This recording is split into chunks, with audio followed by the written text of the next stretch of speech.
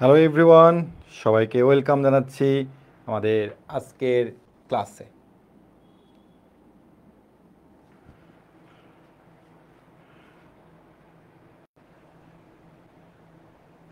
তোমরা সবাই দ্রুত একটু যুক্ত হয়ে যাও।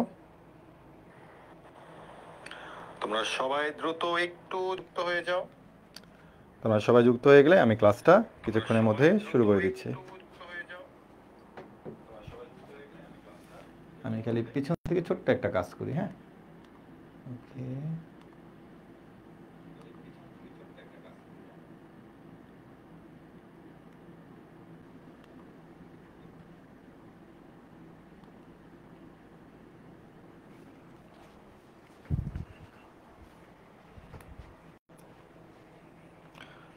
ওকে, যারা সালাম দিচ্ছ প্রত্যেককে জানাচ্ছি ওয়ালাইকুম আসসালাম।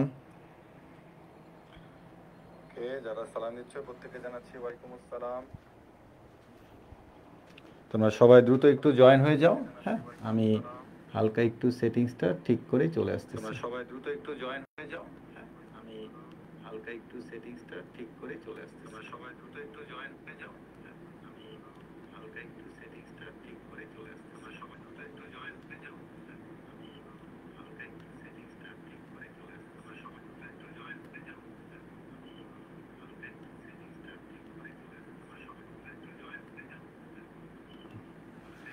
ওকে, আশা করি আর কোনো প্রবলেম থাকবে না লাইভে।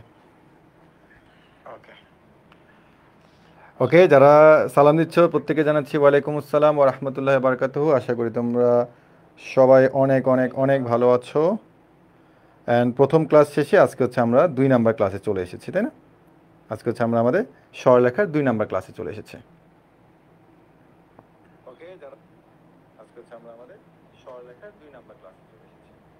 সব কিছু ঠিকঠাক আছে না?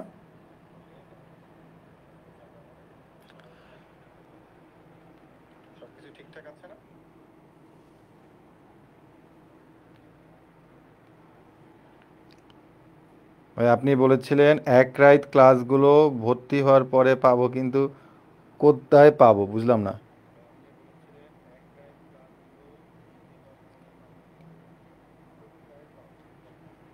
আমি বুঝিনি তুমি আসলে কি বলছো ভাইয়া।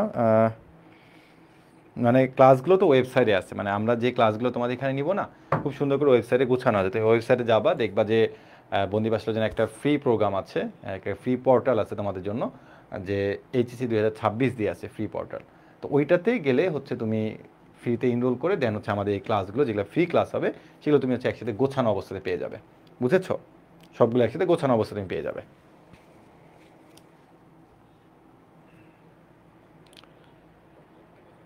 কালকে ক্লাস করতে না পারলেও কোনো সমস্যা নাই। ওকে, কালকে ক্লাসটা কিন্তু আমাদের গ্রুপের মধ্যেই আছে, বুঝেছো?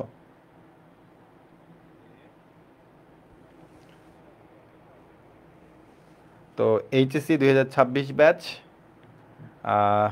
তোমাদের আবারও ওয়েলকাম জানাচ্ছি আজকে লাইভ ক্লাসে। অ্যান্ড আশা করি আমরা তোমাদের জন্য ইনশাল্লাহ পুরো এই মাসটা জুড়ে ফ্রিতে লাইভ ক্লাস নিব। এবং তোমরা আশা করি চ্যাপ্টার ভিত্তিকভাবে কিছুটা হলেও অনেক বেশি আইডিয়া পাবে। ঠিক আছে? কারণ আমরা ক্লাসগুলোতে আসলে এত কষ্ট করে দাঁড়ায় নিচ্ছি, তো অবশ্যই তোমাকে কিছু শেখানোর উদ্দেশ্যেই নিচ্ছি। তো সেই শেখানোর উদ্দেশ্যে যেহেতু আমরা নিচ্ছি, তো তোমাকে অবশ্যই শিখতে হবে। আর ম্যাথের নোটগুলো কিন্তু অবশ্যই জমা করে রাখবে। হ্যাঁ, কেননা শেষ দিয়ে কিন্তু তোমাদের নোট চ্যালেঞ্জ দিব। এবং আমি কিন্তু সবসময়ের জন্য প্রতিটা নোট কিন্তু আমি চেক করি। হ্যাঁ, আমি চেক করে আসলে দেখি যে কীরকম অবস্থা, কে কোনটা বাদ দিছে, বা তার কি অবস্থা হাতের লেখা। তো সব কিছু মিলিয়ে কিন্তু আসলে একটা নোট চ্যালেঞ্জের যারা উইনার হয় তাদেরকে কিন্তু সিলেক্ট করা হয়। হ্যাঁ, কোনো ক্লাসে পিডিএফ পাচ্ছি না ভাই, ওয়েবসাইটে আমাদের পিডিএফগুলো আমরা দিয়ে রাখি। তো হ্যাঁ, ওয়েবসাইটের মধ্যে তো পিডিএফটা দেওয়া আছে।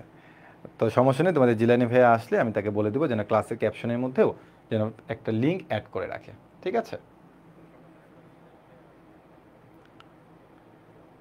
তোমাদের জন্য আমরা এত সুন্দর করে ওয়েবসাইটে গুছিয়ে রাখতেছি, আর তোমরা বলো যে ইয়া পাচ্ছি না, হ্যাঁ পিডিএফ পাচ্ছি না। এটা কোনো কথা? হ্যাঁ, এ বললে হয়? বোকা ছেলে পেলে। ওকে, তো আমরা আমাদের আজকে 2 নাম্বার ক্লাসটা শুরু করবো। এবং 2 নাম্বার ক্লাসে আমাদের যে কনসেপ্টগুলো আছে, তো এই কনসেপ্টগুলো সাধারণত বিভিন্ন সময়ে বিভিন্ন জায়গাতে এমসিকিউতে বেশি দেখা যায়। আজকে যে আমরা টাইপগুলো শিখবো সেগুলো ক নাম্বারে আসে, অথবা হচ্ছে এমসিকিউতে খুব বেশি আসে। এবং এমসিকিউতে এত পরিমাণে বেশি আসে যে তুমি দেখবা যে ওমা এত সহজ একটা ভাইয়া টাইপ শিখালো, এটা ঢাকা বিশ্ববিদ্যালয়ে আসতেছে, এটা জাহাঙ্গীরনগর বিশ্ববিদ্যালয়ে আসছে, আবার এটা বোর্ড পরীক্ষাতে আসতেছে, সব জায়গাতে আসতেছে। তার মানে আমরা যখন একটা টপিক শিখবো সেই টপিক থেকে আমাদেরকে অবশ্যই জানতে হবে বিগত বছরগুলোতে এখান থেকে বোর্ড পরীক্ষায় কোনো অঙ্ক এসেছিল কিনা। একই রকমভাবে এটার সাথে কানেক্টেড যে বিশ্ববিদ্যালয়গুলো থাকবে, যে সিলেবাসের সাথে একই রকম সিলেবাসের সাথে যে বিশ্ববিদ্যালয়ের সাথে তোমার এক্সামগুলো হয়ে থাকে, সেখানে আসলে এখান থেকে কোনো প্রশ্ন এসেছিল কিনা, এরকম অ্যানালিসিস করেই কিন্তু আমাদের শুরু থেকে পড়তে হবে। কারণ তুমি শুরু থেকে ধরো না, তুমি বোর্ডের একটা বই কিনলা, হ্যাঁ, যে কোনো একটা বই কিনলা, কেতাব স্যার বলো, সিস্টেক প্রকাশনী বলো, তারপর তোমার অক্ষরপত্র প্রকাশনী বলো, রূপন্তীর প্রকাশনী বলো, যে কোনো তুমি একটা বই কিনে ফেললা, খুব ভালো কথা। তুমি খালি বইয়ের অঙ্কই করে যাচ্ছ চোখ বন্ধ করে, আর দেখা দেখি কিছু নাই, ডানও দেখা নাই বামও দেখা নাই, আমি তো বই শেষ করতেছি, আমার তো হয়ে যাচ্ছে। দেখো ভাই, পড়াশোনা কিন্তু এইভাবে হয় না। তুমি একটু টাইম যাবে বেশি, সর্বোচ্চ তোমার আর একটা চ্যাপ্টার তুমি যদি অন্যান্য সব কিছু মিলিয়ে পড়ো, তোমার 2 ঘন্টা এক্সট্রা বেশি সময় যাবে। তো 2 ঘন্টার মধ্যে তুমি যখন একাডেমিকের সাথে যখন অ্যাডমিশনটা কানেক্টেড করে পড়বা, তখন তুমি দেখবা তোমার ফিউচার। কারণ আমাদের এইচএসসিতে আমাদের আসলে মেইন টার্গেট না, এইচএসসিতে ইনশাল্লাহ সবাই এ প্লাস পায়, এইচএসসিতে এ প্লাস এর সংখ্যা অনেক বেশি থাকে, লাখের কাছাকাছি। বাট আমাদের যখন অ্যাডমিশনটা আসে সেখানে কিন্তু আমরা বেশি প্রেশারে পড়ে যাই। তো সেটাকে একটু রিলিজ করার জন্য আমাদেরকে একাডেমিকের সাথে সমন্বয় করে আগাতে হবে। তো এই ব্যাপারটা একটু মাথায় রাখতে হবে, একাডেমিকের সাথে আমাদেরকে সমন্বয় করে আগাতে হবে। সো এই জন্যই কিন্তু আমি এবং তোমাদের শুভয়া আমরা যখন পড়াবো, তখন আমরা অলরেডি তোমাদের সাথে মানে আমরা নিজেদের মধ্যে আলোচনা করে ফেলেছি যে আমরা এবারে 26 ব্যাচটাকে একবারে টপিক্সের সাথে, অর্থাৎ টাইপ ভিত্তিকভাবে যখন আমরা ম্যাথগুলো করাবো, তখন অবশ্যই ওটা সেটা কানেক্টেড বোর্ড পরীক্ষাতে এমসিকিউ এসেছিল কিনা, একই সাথে হচ্ছে কোনো বিশ্ববিদ্যালয় বা ইঞ্জিনিয়ারিং বিশ্ববিদ্যালয়ে ওরকম টাইপের কোনো অঙ্ক এসেছিল কিনা, সেগুলো আমরা তোমাদের দেখিয়ে দিব। তার মানে প্রতিটা ক্লাসিক তুমি যেমন একাডেমিকে বোর্ডে আসে সিকিউ পাচ্ছ, প্রতিটি ক্লাসে তুমি যেমন কি বলো বোর্ডে আসে এমসিকিউ সম্পর্কে আইডিয়া পাচ্ছ, একই রকমভাবে প্রতিটি ক্লাসে কিন্তু তুমি বিভিন্ন বিশ্ববিদ্যালয়ের নাম জানবা। যেমন তোমাদেরকে যদি বলি সিকিউ রেট মানে তোমরা জানো, বলবো না ভাইয়া এটা তো জানি না, বা জানতে হবে, যেহেতু তোমরা কলেজ লাইফে হচ্ছে জানতে হবে, সব কিছু জানতে হবে। হ্যাঁ, তারপর সিকিউ রেট সম্পর্কে আইডিয়া নিতে হবে, জিএসটি বা গুচ্ছ সম্পর্কে আইডিয়া নিতে, সব কিছু সম্পর্কে তোমাকে এখন থেকে আইডিয়া নিতে হবে। এবং সেই আইডিয়াগুলো কোথায় পাবা? অবশ্যই আমরা ক্লাসের মধ্যে তোমাকে A to Z জানিয়ে দেবো, ঠিক আছে? এবং আমি তোমাদেরকে এখন যেভাবে পড়াবো, এই ক্লাসটাই হচ্ছে আমরা যখন প্রাইভেট গ্রুপে নিব, তখন আমরা ঠিক এইভাবেই তোমাদেরকে পড়াবো। হ্যাঁ, এবং আরও সুন্দর করে ব্যাপারটা বলবো না, আমি এখনও সুন্দর করে পড়াচ্ছি, ওখানেও একই রকমভাবে পড়াবো। হ্যাঁ, কারণ ওখানে তোমাদের সাথে টানা আমার 8 মাসের মতো ক্লাস নিতে হবে, টানা 8 মাস ক্লাস নেবো আমরা ওই গ্রুপে, 6 মাস থেকে 8 মাস ক্লাস নেব। সো আমাদের সিকুয়েন্সে তুমি যদি আগাতে পারো, তাহলে তোমার কলেজে যে পরীক্ষাগুলো হয়, অনেকে বলে ভাইয়া ধরা খাই, ভাইয়া পারি না, ভাই এই হয় সমস্যা, ওই সমস্যা হয়, তোমার কলেজে পরীক্ষা বলো বা তোমার বোর্ড পরীক্ষা বলো, তোমার অ্যাডমিশন পরীক্ষা বলো, সব জায়গায় তুমি ভালো করতে পারবে, ঠিক আছে? তো দেখো আজকে আমি তোমাদের কীভাবে পড়াচ্ছি। আজকে যেরকম করে পড়ানো হচ্ছে, আমাদের যে নতুন যে প্রোগ্রামটা নামছে আমার এবং তোমাদের শুভয়া ম্যাথের, আমরা ঠিক সেভাবে পড়াবো তোমাদেরকে, ঠিক আছে? আরেকটা কথা বলে দিই, এর আগেও ক্লাসে বলেছিলাম, আজকে আবারও বলতেছি, এবং মজার ব্যাপার হচ্ছে যে যারা তোমরা অলরেডি কোর্সে এনরোল করেছো, যারা 26 ব্যাচে এই কোর্সে এনরোল করেছো, যারা অলরেডি এনরোল করে ফেলছো, তোমাদের আজকে হয়তো বা ফোন যাওয়ার কথা ছিল, আমি জানি না গেছে কিনা, বাট অফিস থেকে ফোন দেওয়ার কথা ছিল যে তোমাদের অলরেডি বাসায় মানে কুরিয়ার করা হয়ে গেছে তোমাদের ঠিকানায়। হ্যাঁ, তোমরা কিন্তু কালকে বা পরশু দিন 2 দিনের মধ্যে কিন্তু এই বইটি পেয়ে যাবে। সো এই বইটি হচ্ছে এটা, আমার কাছে 1 কপি থাকে সবসময়ের জন্য। তো যারা যারা এনরোল যখনই করো না কেন, তুমি সাথে সাথে 2-3 দিনের মধ্যে বইটি পেয়ে যাবে, ঠিক আছে? 2-3 দিনের মধ্যে কিন্তু বইটি পেয়ে যাবে। এবং আমরা প্র্যাকটিসের দেবো না ম্যাথে, আমরা শুধুমাত্র তোমাদেরকে এই বইটা এবং ক্লাসে A to Z তোমাদেরকে পড়াবো, ঠিক আছে? পরীক্ষার আগের রাতে এই বইটা তোমরা যদি একবার দেখে যেতে পারো, তাহলে কোনো পরীক্ষাতে তোমরা আটকে যাবে না, মানে একাডেমিকের কথা বলতেছি। আর অ্যাডমিশন বলো বা একাডেমিক বলো, সব কিছু সমন্বয়তে আমাদের ক্লাসগুলো আছে। হ্যাঁ, দেখো আজকে আমি কীভাবে পড়াচ্ছি, আজকে পড়ানোর উপর ভিত্তি করে আমাদের ক্লাসগুলো কিন্তু ঠিক এভাবে হবে আমাদের টাইপ ভিত্তিক ম্যাথ প্রোগ্রামে। শুধুমাত্র ম্যাথ না, আমাদের কেমিস্ট্রি আছে, আমাদের ফিজিক্স আছে, আমাদের বায়োলজি আছে, সব ডিপার্টমেন্টগুলোই কিন্তু 26 ব্যাচের জন্য প্রথম পত্র প্রোগ্রাম আমাদের একসাথে লঞ্চ হয়েছে। এবং টিচার্স প্যানেলগুলো কিন্তু তোমরা অলরেডি জানো, এবং আমাদের বন্দিবাসলে যে পাওয়ার প্লে প্রোগ্রামে যে টিচার্স প্যানেল, সেই পুরো টিচার্স প্যানেল কিন্তু আমাদের একাডেমিকে 26 ব্যাচের সাথে শুরু থেকে যুক্ত হচ্ছে, ঠিক আছে? একদম শুরু থেকে যুক্ত হচ্ছে। তো আমি মনে করি যে তোমাদের এই 26 ব্যাচের প্রোগ্রামে যারা শুরু থেকে থাকবে, জাস্ট তোমাকে বারবার অ্যাডমিট হতে হবে না। ফার্স্ট পেপারের জন্য একবারে অ্যাডমিট হবা, আবার সেকেন্ড পেপার আসবে, আবার তুমি একবারে অ্যাডমিট হবা, তোমাকে 2বার অ্যাডমিট হতে হবে না। যে আমি ফার্স্ট পেপারের জন্য আমি 2বার কোর্স কিনবো, না, একবারেই কোর্স কিনবা, এবং তুমি একবারই হচ্ছে ফার্স্ট টু লাস্ট তুমি এখান থেকে পেয়ে যাবে। শর্ট সিলেবাস হলে শর্ট সিলেবাস, ফুল সিলেবাস হলে ফুল সিলেবাস, ঠিক আছে? এক্সট্রা কোনো পেমেন্ট লাগবে না, যেটা আছে সেটাই। আর বইটা হচ্ছে আমাদের ম্যাথ ডিপার্টমেন্ট থেকে, আমার এবং তোমাদের শুভ ভাই দুজনের পক্ষ থেকে হচ্ছে এটা ফ্রি থাকতেছে। আর শুধুমাত্র বই না, বইয়ের সাথে একটা কিন্তু কি বলে এটা, বুকমার্কও যাচ্ছে। হ্যাঁ, বুকমার্কটা অনেক সুন্দর। ওকে, চলো আমরা পড়াশোনা শুরু করে দিই। আজকে আমরা প্রথমে যে টপিকসটা নিয়ে আলোচনা করব সেটা হচ্ছে আমাদের কার্তেশীয় স্থানাঙ্কের দূরত্ব নির্ণয়। কার্তেশীয় স্থানাঙ্ক, এর আগে কিন্তু কার্তেশীয় বোঝানো হয়েছে।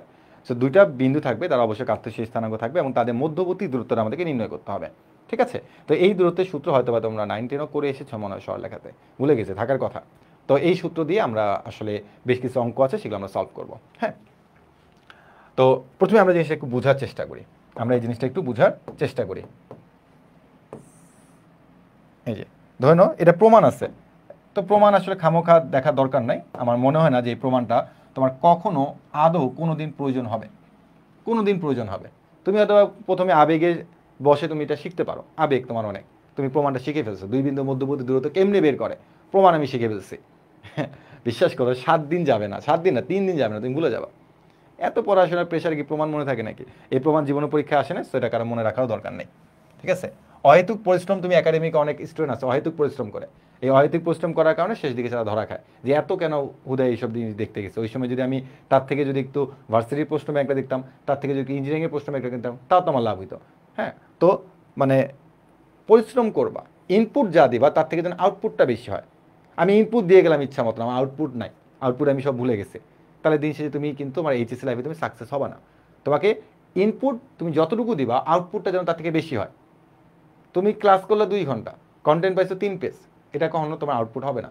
তুমি ক্লাস যখন করবা তখন অবশ্যই তোমাকে মনে রাখতে হবে ক্লাসের টিচার হোক বা তুমি, অবশ্যই দুজনে কম্বিনেশনের মাধ্যমে যেন নোটটা যেন একটু বড় হয়। ঠিক আছে, নোট যেন একটু বড় থাকে বা ক্লাসে যেন অনেক টপিকস পড়ানো হয়। ঠিক আছে, সো আমাদের ক্লাসগুলো আমরা হয়ে করাবো। হ্যাঁ, ক্লাসের নোট করে তুমি শেষ করতে পারবা না। ওকে, তো আমাদের এই একটা বিন্দু আছে, নাম হচ্ছে x1 y1, আর বি হচ্ছে আমার আরেকটা বিন্দু আছে, নাম হচ্ছে কি x2 y2, দুটা বিন্দু আছে। আর এই দুটা বিন্দু মধ্যবর্তী দূরত্ব। দেখো ভাই, এই দুটা বিন্দু মধ্যবর্তী দূরত্ব তুমি বলতে পারো, অথবা এ আর বি দুটা বাহু চিন্তা করতে পারো। এ বি একটা বাহু, দুইটা পয়েন্ট আছে, বাহু চিন্তা করতে পারো। হ্যাঁ, যেমন চতুর্ভুজের বাহু থাকে, ত্রিভুজের বাহু থাকে। তো যদি তোমাকে কখনো বলে বাহুর দৈর্ঘ্য নির্ণয় করো এবং তোমাকে যদি দুটা বিন্দু দিয়ে দেয়, তা তুমি মধ্যবর্তী দূরত্ব সূত্র অ্যাপ্লাই করবা। সো মধ্যবর্তী দূরত্ব মানে শুধু দূরত্ব না, ওই বাহুর দৈর্ঘ্যটাকেও বোঝায়, রেখার দৈর্ঘ্যটাকেও বোঝায়। হ্যাঁ, সো এ বি এর মধ্যবর্তী দূরত্ব। তো আমরা আশা করি এটা প্রত্যেকের ফর্মুলা জানি। এই ফর্মুলা প্লিজ তোমরা আবার প্রমাণ দেখতে যাও না, প্রমাণ দেখতে যাও না। দুই বিন্দুর মধ্যবর্তী দূরত্বের ফর্মুলা হচ্ছে আমাদের ভুজদ্বয়ের অন্তর, ভুজদ্বয়ের অন্তর হোল স্কোয়ার প্লাস হচ্ছে কোটিদ্বয়ের অন্তর হোল স্কোয়ার। এখন যদি তোমাদের মধ্যে কেউ বলো ভাই আমি x1 - x2 হোল স্কোয়ার দিব plus y1 - y2 whole square দেবো, তাহলে কি হবে কিনা? অবশ্যই হবে। কেন? কারণ যেহেতু এখানে তোমার স্কোয়ার আছে, তো তুমি যে কোনোটাকে আগে যে কোনোটাকে পরে লিখতে পারো, অ্যান্সার পরিবর্তন হবে না। কেন? তুমি 5 - 2 হোল স্কোয়ার করা যা কথা, 2 - 5 হোল স্কোয়ার করা একই কথা। একটা মাইনাস হবে স্কোয়ার থাকলে একটা প্লাসে হয়ে যাবে। তো সূত্র হচ্ছে ভুজদ্বয়ের অন্তর হোল স্কোয়ার প্লাস কোটিদ্বয়ের অন্তর হোল স্কোয়ার, আর একটা রুট ওভার থাকবে। তো এটা হচ্ছে আমাদের কি দুই বিন্দুর মধ্যবর্তী দূরত্ব। ঠিক আছে, তো এখানে দেখো x1 y1, এখানে x2 y2, x1 y1 x2 y2। তো এখানে কিছু কথা আছে। এই প্রথমটা হচ্ছে একদম ডিরেক্টলি সূত্র। হ্যাঁ, আচ্ছা, তো এরপরে দেখো যে যদি যদি আমার এই দুই বিন্দুর মধ্যে, এখানে বেশ কিছু কথাবার্তা আছে, এই দুটা বিন্দুর মধ্যে একটা বিন্দু আমার থাকলো x, y, কিন্তু আরেকটা বিন্দু তারা আমাকে 0 বলে দিল। কি বলে দিল? 0 বলে দিল। একটা হচ্ছে আমার এক্স আর ওয়াই, আর একটা হচ্ছে আমার মূল বিন্দু, বা একটা হচ্ছে x1 y1, একটা হচ্ছে আমার মূল বিন্দু। এই দুই বিন্দুর মধ্যবর্তী দূরত্ব কী হবে? অনেক পোলাপান আছে এইভাবে করে, x - 0 whole square plus y - 0 whole square. ভাই দেখো তো, আমি যদি এ বি লিখি আবারও, আমি যদি আবারও এ বি লিখি, তা পরবর্তীতে আমরা কি একটা শর্টকাট মারতে পারি কিনা? শর্টকাট তো না, আসলে এই সূত্রটারই আর কি একবারে লেখা। দেখো তবে কী বলবো, x - 0 whole square, x - 0 whole square plus কি y - 0 হোল স্কোয়ার, তাই না? এই জিরোর কি কোনো ভ্যালু আছে? না তো ভাই, কোনো ভ্যালু নাই। তাহলে আমি কি ডিরেক্টলি একটা কথা বলতে পারি না যে এই জিরো লেখার কি দরকার? যখন আমার একটা মূল বিন্দু দেওয়া থাকবে তখন আমি ডিরেক্টলি বলবো এক্স স্কোয়ার প্লাস হচ্ছে ওয়াই স্কোয়ার, এটা বলতে পারি না? ওই যে x - 0 whole square plus y - 0 whole square লেখা যা, এই যে x square plus y square লেখা কি একই কথা না? উত্তর হচ্ছে হ্যাঁ।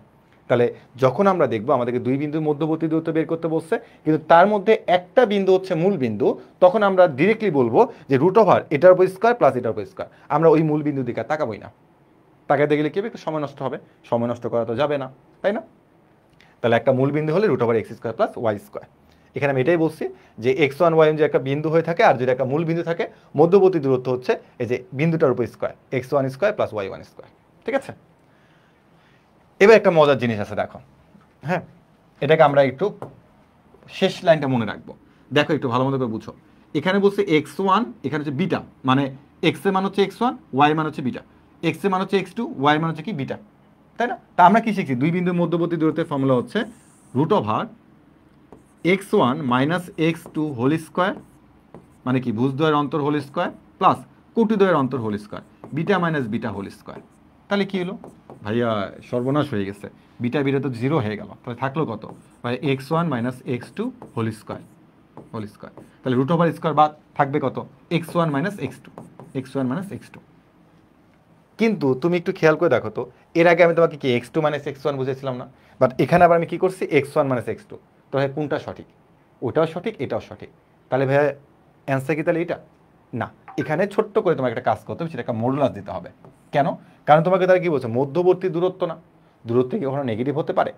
তুমি কি তোমার 9-10 কিছু অঙ্ক করে আসছো না, যে দূরত্বের অঙ্ক বা বাহু বের করছো, মাইনাস আসছে, বলছো মাইনাস গ্রহণযোগ্য না, ওটা প্লাস হবে, তার মানে দূরত্ব বা বাহু এগুলো কখনো মাইনাস হতে পারে না, এগুলো অলওয়েজ কী হয়, পজিটিভ হয়ে থাকে।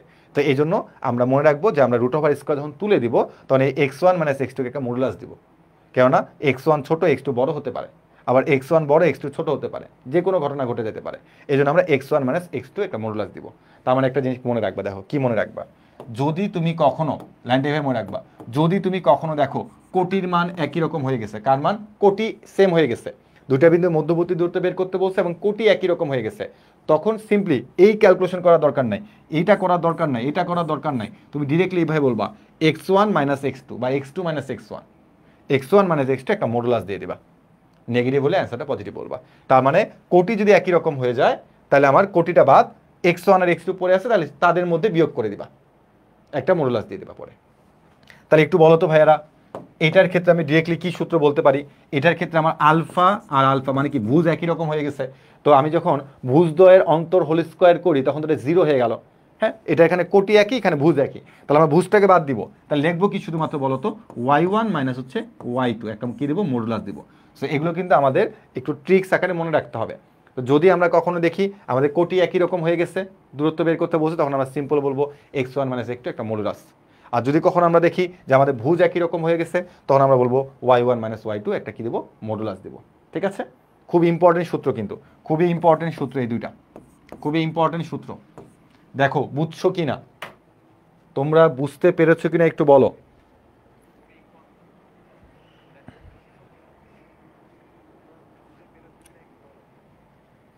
কোনগুলো নোট করবো, যা লিখছি তাই নোট করবো, আরে বাবা এটা কি পড়া মনে হয় না, 9-10 করেছো তো কি হয়েছে, এখন কি পড়তে হবে না, পড়তে হবে তো, না পড়লে হবে, পড়তে হবে।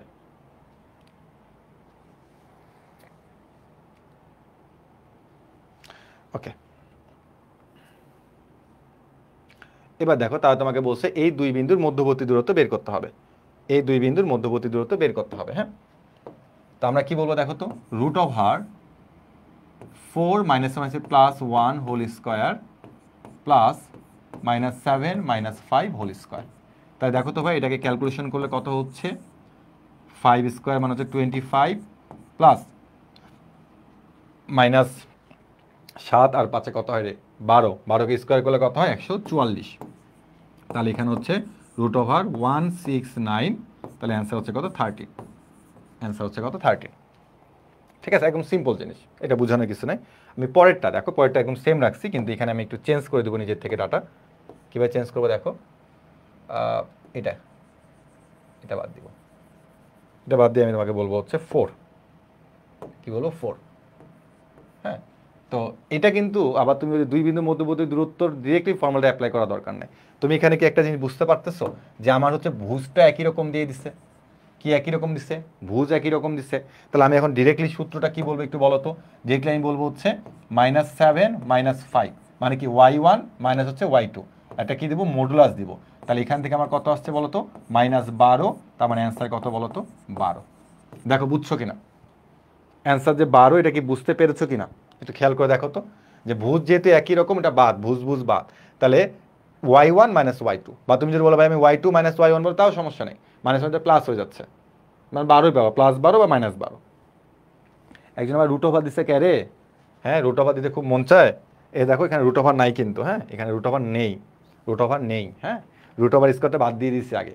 হ্যাঁ, তো এগুলো কিন্তু এমসিকিউর জন্য খুব ইম্পর্টেন্ট। হ্যাঁ, এমসিকিউতে সবাই মনে করে x1 মানে x2 হোল স্কোয়ার এরকম দিয়ে করবে, আর তুমি বলে ধর এটা তো ভুজ একই রকম, এই যে অ্যান্সার, মানে 1 সেকেন্ডে অ্যান্সার শেষ, 1 সেকেন্ডে অঙ্ক শেষ, তাই না? ওকে, এবার আমরা আরেকটা টাইপ দেখবো, সেটা হচ্ছে বিন্দু থেকে অক্ষের দূরত্ব সম্পর্কে সমস্যা বলি। এইটা আমরা হয়তো বা 9, 10ও করেছি, কিন্তু এখন আমরা যে অঙ্কটা দেখবো সেটা আমাদের 9, 10-এ ছিল না। হ্যাঁ, তো বিন্দু থেকে অক্ষের দূরত্ব সম্পর্কিত সমস্যা বলি। তো প্রথমে আমরা হচ্ছে আগে একটু বেসিক নিয়ে নিই। কি সেই বেসিকটা দেখো তো, বেসিকটা আমরা একটু দেখি। সেটা হচ্ছে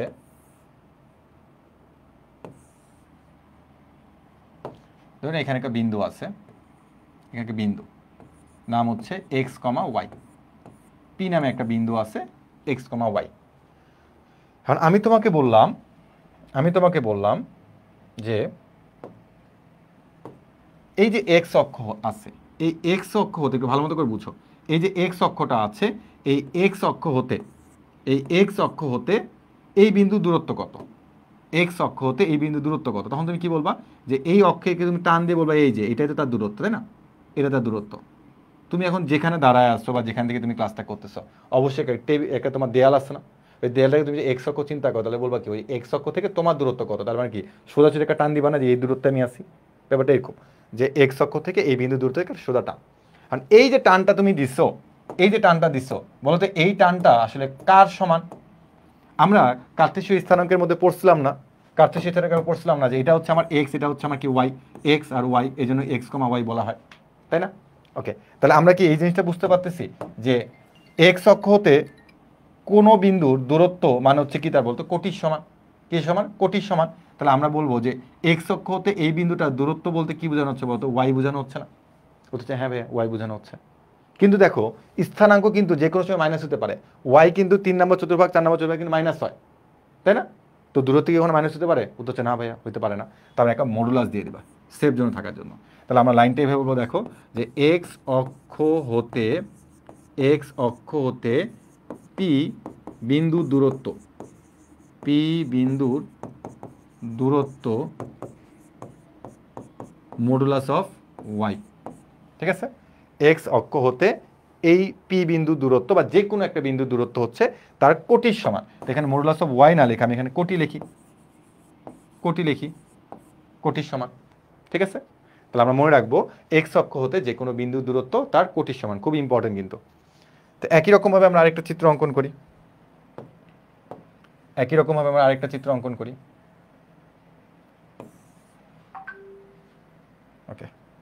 তো এখানে আমরা একটা বিন্দু দিয়ে দিই, সেই বিন্দুটা হচ্ছে আমাদের এটা পি এক্স কমা ওয়াই। তো এখন ওয়াই অক্ষ হতে এই বিন্দুর দূরত্ব মানে পি বিন্দুর দূরত্ব, তাহলে তো ভাই ওয়াই অক্ষ হতে পি বিন্দুর দূরত্ব বলতে আসলে কাকে বোঝানো হচ্ছে? আমরা জানি এটা এক্স, এটা ওয়াই, তাই এটা যদি এক্স হয় তাহলে এটাও এক্স, তাহলে অবশ্যই এটা কী হবে? এক্স হবে। কেন? কারণ দেখো যে এটা হলো এক্স, এটা হচ্ছে ওয়াই, তাহলে এক্স অক্ষের সমান্তরাল কি এটা? হ্যাঁ সমান্তরাল, তাহলে এটা এক্স এর মান যা, এটাও কি এক্স এর মান তাই হবে, তাই না? তার মানে ওয়াই অক্ষ হতে যে কোনো বিন্দু দূরত্ব তার কার সমান বলো তো? ভুজের সমান। হ্যাঁ, এই লাইনটা আমরা একটু লিখে রাখি যে ওয়াই অক্ষ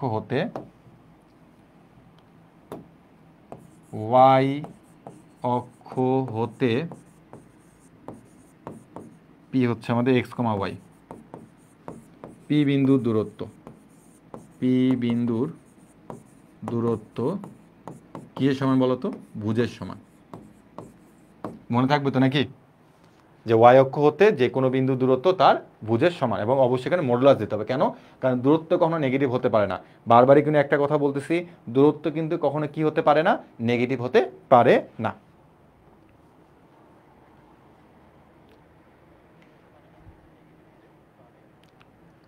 গুড, ভেরি গুড।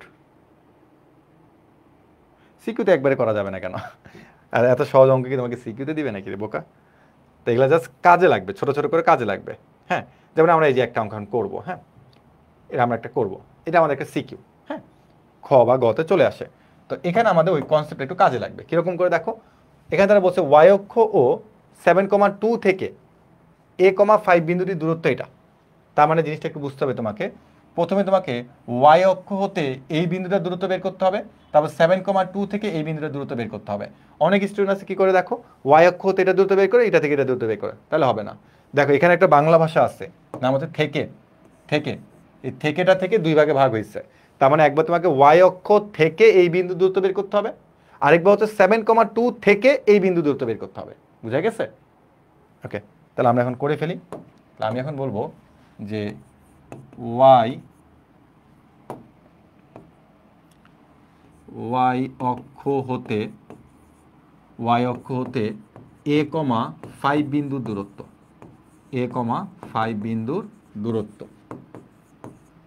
একটু খেয়াল করো, ওয়াই অক্ষ হতে যে কোনো বিন্দুর দূরত্ব, একটু আগে কি শিখছো, ওয়াই অক্ষ হতে যে কোনো বিন্দু দূরত্ব তার ভুজের সমান। তাহলে আমি কি এখানে বলতে পারি না ওয়াই অক্ষ হতে তার যে কোনো বিন্দু দূরত্ব হচ্ছে মডুলাস অফ এ? অনেকে বলে এটা কেমনে পাইলেন, একটু আগের কনসেপ্টটা, ওয়াই অক্ষ হতে যে কোনো বিন্দু দূরত্ব তার ভুজের সমান। তারপর এটা কি বলা যায় দেখো তো, 7,2 থেকে A,5 বিন্দুর দূরত্ব। তার মানে এখানে কি অ্যাকচুয়ালি দুইটা বিন্দু আছে না, দুই বিন্দুর মধ্যবর্তী দূরত্বকে আমরা একটু আগে নির্ণয় করা শিখলাম। তাহলে আমরা এখানে কি বলবো দেখো, √7 - a হোল স্কোয়ার প্লাস হচ্ছে 7 - a হোল স্কোয়ার, আর হচ্ছে 2 - 5 হোল স্কোয়ার। তাহলে এখান থেকে আমরা পাচ্ছি হচ্ছে কি দেখো, a - b হোল স্কোয়ার, তার মানে কি a square minus 2ab plus হচ্ছে b স্কোয়ার, এখান থেকে -3 স্কোয়ার মানে হচ্ছে কত, 9। তুমি পাচ্ছ হচ্ছে কত দেখো, 58 মাইনাস হচ্ছে 14a প্লাস হচ্ছে a স্কোয়ার। দেখো লাইনটুকু বুঝতে পারছো কিনা? এটা কিন্তু ছোট বাচ্চাদের মতো ক্যালকুলেশন, যে a - b হোল স্কোয়ার সূত্রে অ্যাপ্লাই করছি, যে a square minus 2ab plus হচ্ছে b স্কোয়ার, আর এখানে বিয়োগ করলে -3কে স্কোয়ার করলে 9। দেন ক্যালকুলেশন করো, 49 আর 9 যোগ করলে 58 মাইনাস 14a প্লাস হচ্ছে কি a স্কোয়ার। ওকে, এখন হচ্ছে মেইন কাহিনী। দেখো শর্ত মতে, মানে শর্ত মতে দিয়ে কি লিখবেন আপনি?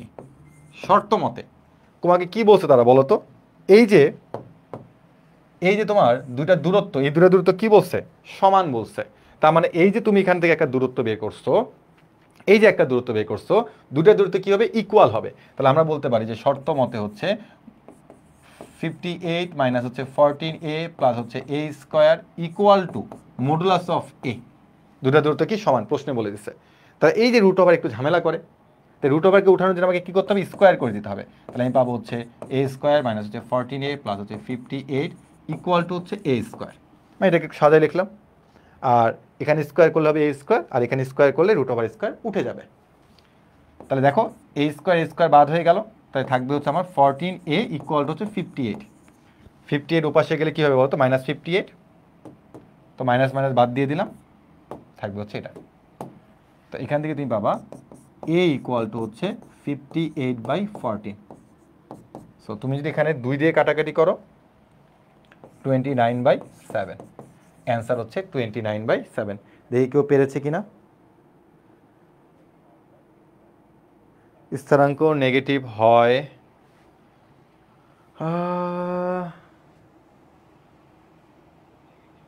ঠিক আছে, এটাকে এভাবে রাখবা, 29/7 এভাবে রাখবা, 29/7 এভাবে রাখবা, ঠিক আছে?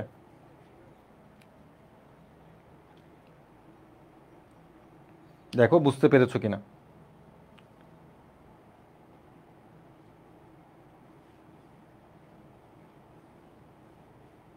ওকে, হ্যাঁ ঠিক আছে, ভেরি গুড। তাহলে আশা করি এই টাইপের অঙ্ক আসলে আমরা পারবো। হ্যাঁ দেখো তো ভাই, এই অঙ্কটা কি পারা যাবে না? এই অঙ্কটা পারা যাবে না? এটা কিন্তু তোমাকে বলছে এক্স অক্ষ থেকে এই বিন্দু দূরত্ব, আবার এই বিন্দু থেকে এই বিন্দু দূরত্ব, তাই না? দুটা হচ্ছে সমান, এটা নিজে করতে হবে কিন্তু, হ্যাঁ নিজে করতে হবে, দূরত্ব হচ্ছে কি সমান। তো এই ভাইরা এটা কি পারা যাবে না? এক্স অক্ষ হতে ওই বিন্দু দূরত্ব, এইটা থেকে এই বিন্দু দূরত্ব, দূরত্ব দুটা কি সমান। তাহলে এখান থেকে কে এর মানটা কি হবে? এক্স অক্ষ হতে যে কোনো বিন্দু দূরত্ব কি তার কি সমান? কোটির সমান। হ্যাঁ, আর এই বিন্দু আর ওই বিন্দু আবার মধ্যবর্তী দূরত্ব বের করে ইকুয়াল নিয়ে আসতে হবে। হ্যাঁ, তাহলে এই অঙ্কটা আমরা অবশ্যই যখন নোট সাবমিট করবো, এই অঙ্কটা আমরা অবশ্যই করে দিব, নিজে করো। এখন দেখি আমরা এতক্ষণ ধরে যা যা শিখলাম, এখান থেকে আসলে কখনো কোনো অঙ্ক পরীক্ষাতে আসছে কিনা। উত্তর হচ্ছে ইয়েস আসছে, সেটা হচ্ছে এই অঙ্কটা। অর্থাৎ একটু আগে যে অঙ্কটা তোমাদের দিছিলাম, সে অঙ্কটা দেখো কতবার, এটা তো বোর্ড পরীক্ষার জন্য তো ইম্পর্টেন্ট। হ্যাঁ দেখো বোর্ডও আসছে, একই রকমভাবে দেখো এটা কতগুলো বিশ্ববিদ্যালয় আসছে, কতগুলো বিশ্ববিদ্যালয় আসছে। এই একটু বের করো তো অঙ্কটা, দেখো তো কার অ্যান্সার কত আসে, দেখো তো কার অ্যান্সার কত আসে, বলো অ্যান্সার কত হবে। এটা তোমরা করবা, তোমরা করে আমাকে কমেন্ট করে জানাও যে অ্যান্সারটা কত।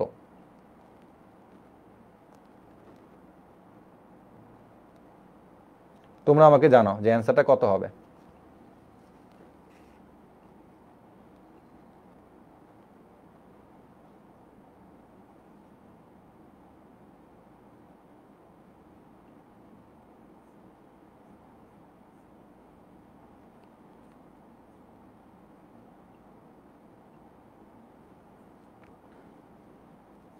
তোমরা আমাকে একটু জানাও, হ্যাঁ, যে অ্যান্সারটা কত হবে।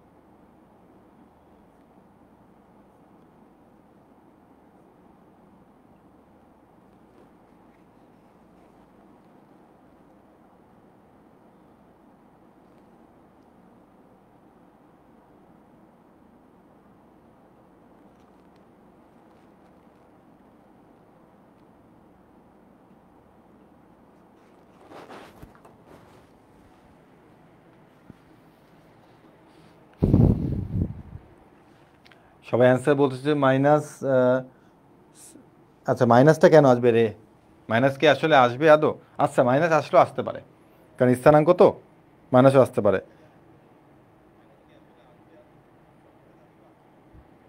তাই মাইনাসটা তো আসবে না, এখানে 65/7 অ্যান্সার। তোমাদের মাইনাসটা কেন আসছে একটু বলো তো ভাইয়া, হোমওয়ার্ক দিয়ে দেন এটা। হ্যাঁ দেখো আগে এটা পারতেছো কিনা দেখি, সবাই তোমরা কে কি অ্যান্সার বলতেছো।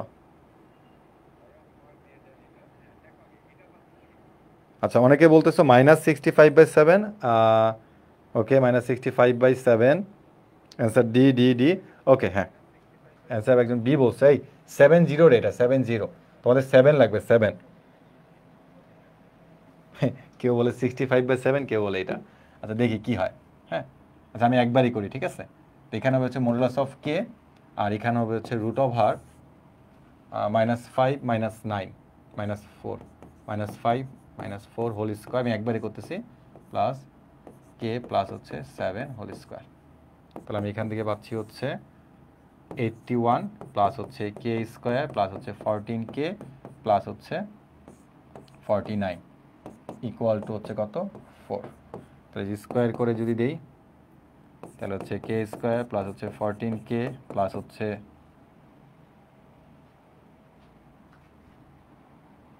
130 ইকুয়াল টু হচ্ছে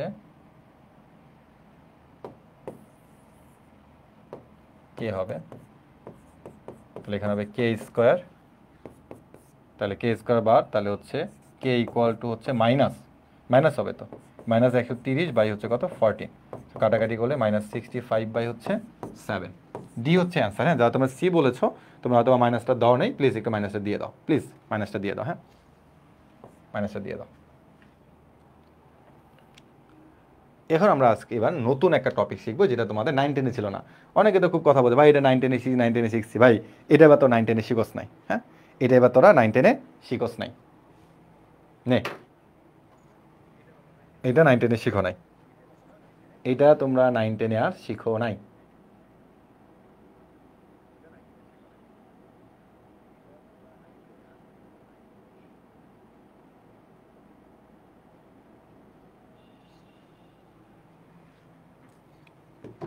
ওকে দেখি কি বলছে। চলো এবার আমরা নতুন একটা টপিক সম্পর্কে আইডিয়া নিব, যেটা হচ্ছে আমাদের কি অন্তর্বিভক্তির ক্ষেত্রে স্থানাঙ্ক ও অনুপাত নির্ণয়। তা অন্তর্বিভক্তি জিনিসটা কি বোঝায় সেটা আমরা এখন জানবো, ঠিক আছে। দেখো আগের টাইপটা বোঝা গেছে কিনা, দেখছো আগের টাইপটা তোমরা যারা প্রথম দুইটা অঙ্ক বুঝেছো তারা কি একটা জিনিস খেয়াল করছো যে বিভিন্ন বিশ্ববিদ্যালয়ে আসা, দেখো কোন জায়গাতে আসে না, জাহাঙ্গীরনগরে আসছে, রাজশাহী ইউনিভার্সিটিতে আসছে, চিটাগাং ইউনিভার্সিটিতে আসা একটা অঙ্ক তোমরা সলভ করে ফেলতে পারছো, তাই না? ওকে, এবং এই টাইপের একটা অঙ্ক কিন্তু ঢাকা ইউনিভার্সিটি আসছিল, ওটা আমি রাখি না এখানে। এখন আমরা অন্তর্বিভক্তি সম্পর্কে আমরা একটা আইডিয়া নিব। হ্যাঁ, চলো অন্তর্বিভক্তি জিনিসটা কি সেটা আমরা আগে বুঝি। তো এটা আমি কিন্তু আসলে প্রমাণের দিকে যাব না, হ্যাঁ, আমি তোমাকে জাস্ট জিনিসটা বুঝাবো, কনসেপ্টটা বুঝাবো। তো এটা হচ্ছে আমাদের এ বিন্দু, এটা হচ্ছে আমাদের বি বিন্দু।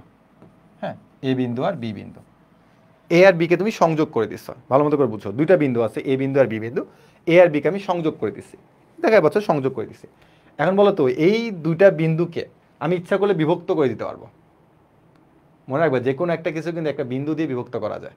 সো এই যে দুটা বিন্দু যে সংযোগ রেখাটা, এই সংযোগ রেখা তুমি বিভক্ত করে দিতে পারো কিভাবে, মানে ভাগ করে দিতে পারো কিভাবে, যাতে একটা বিন্দু বসায় দিবা, কি বসায় দিয়ে, বিন্দু বসায় দিবা।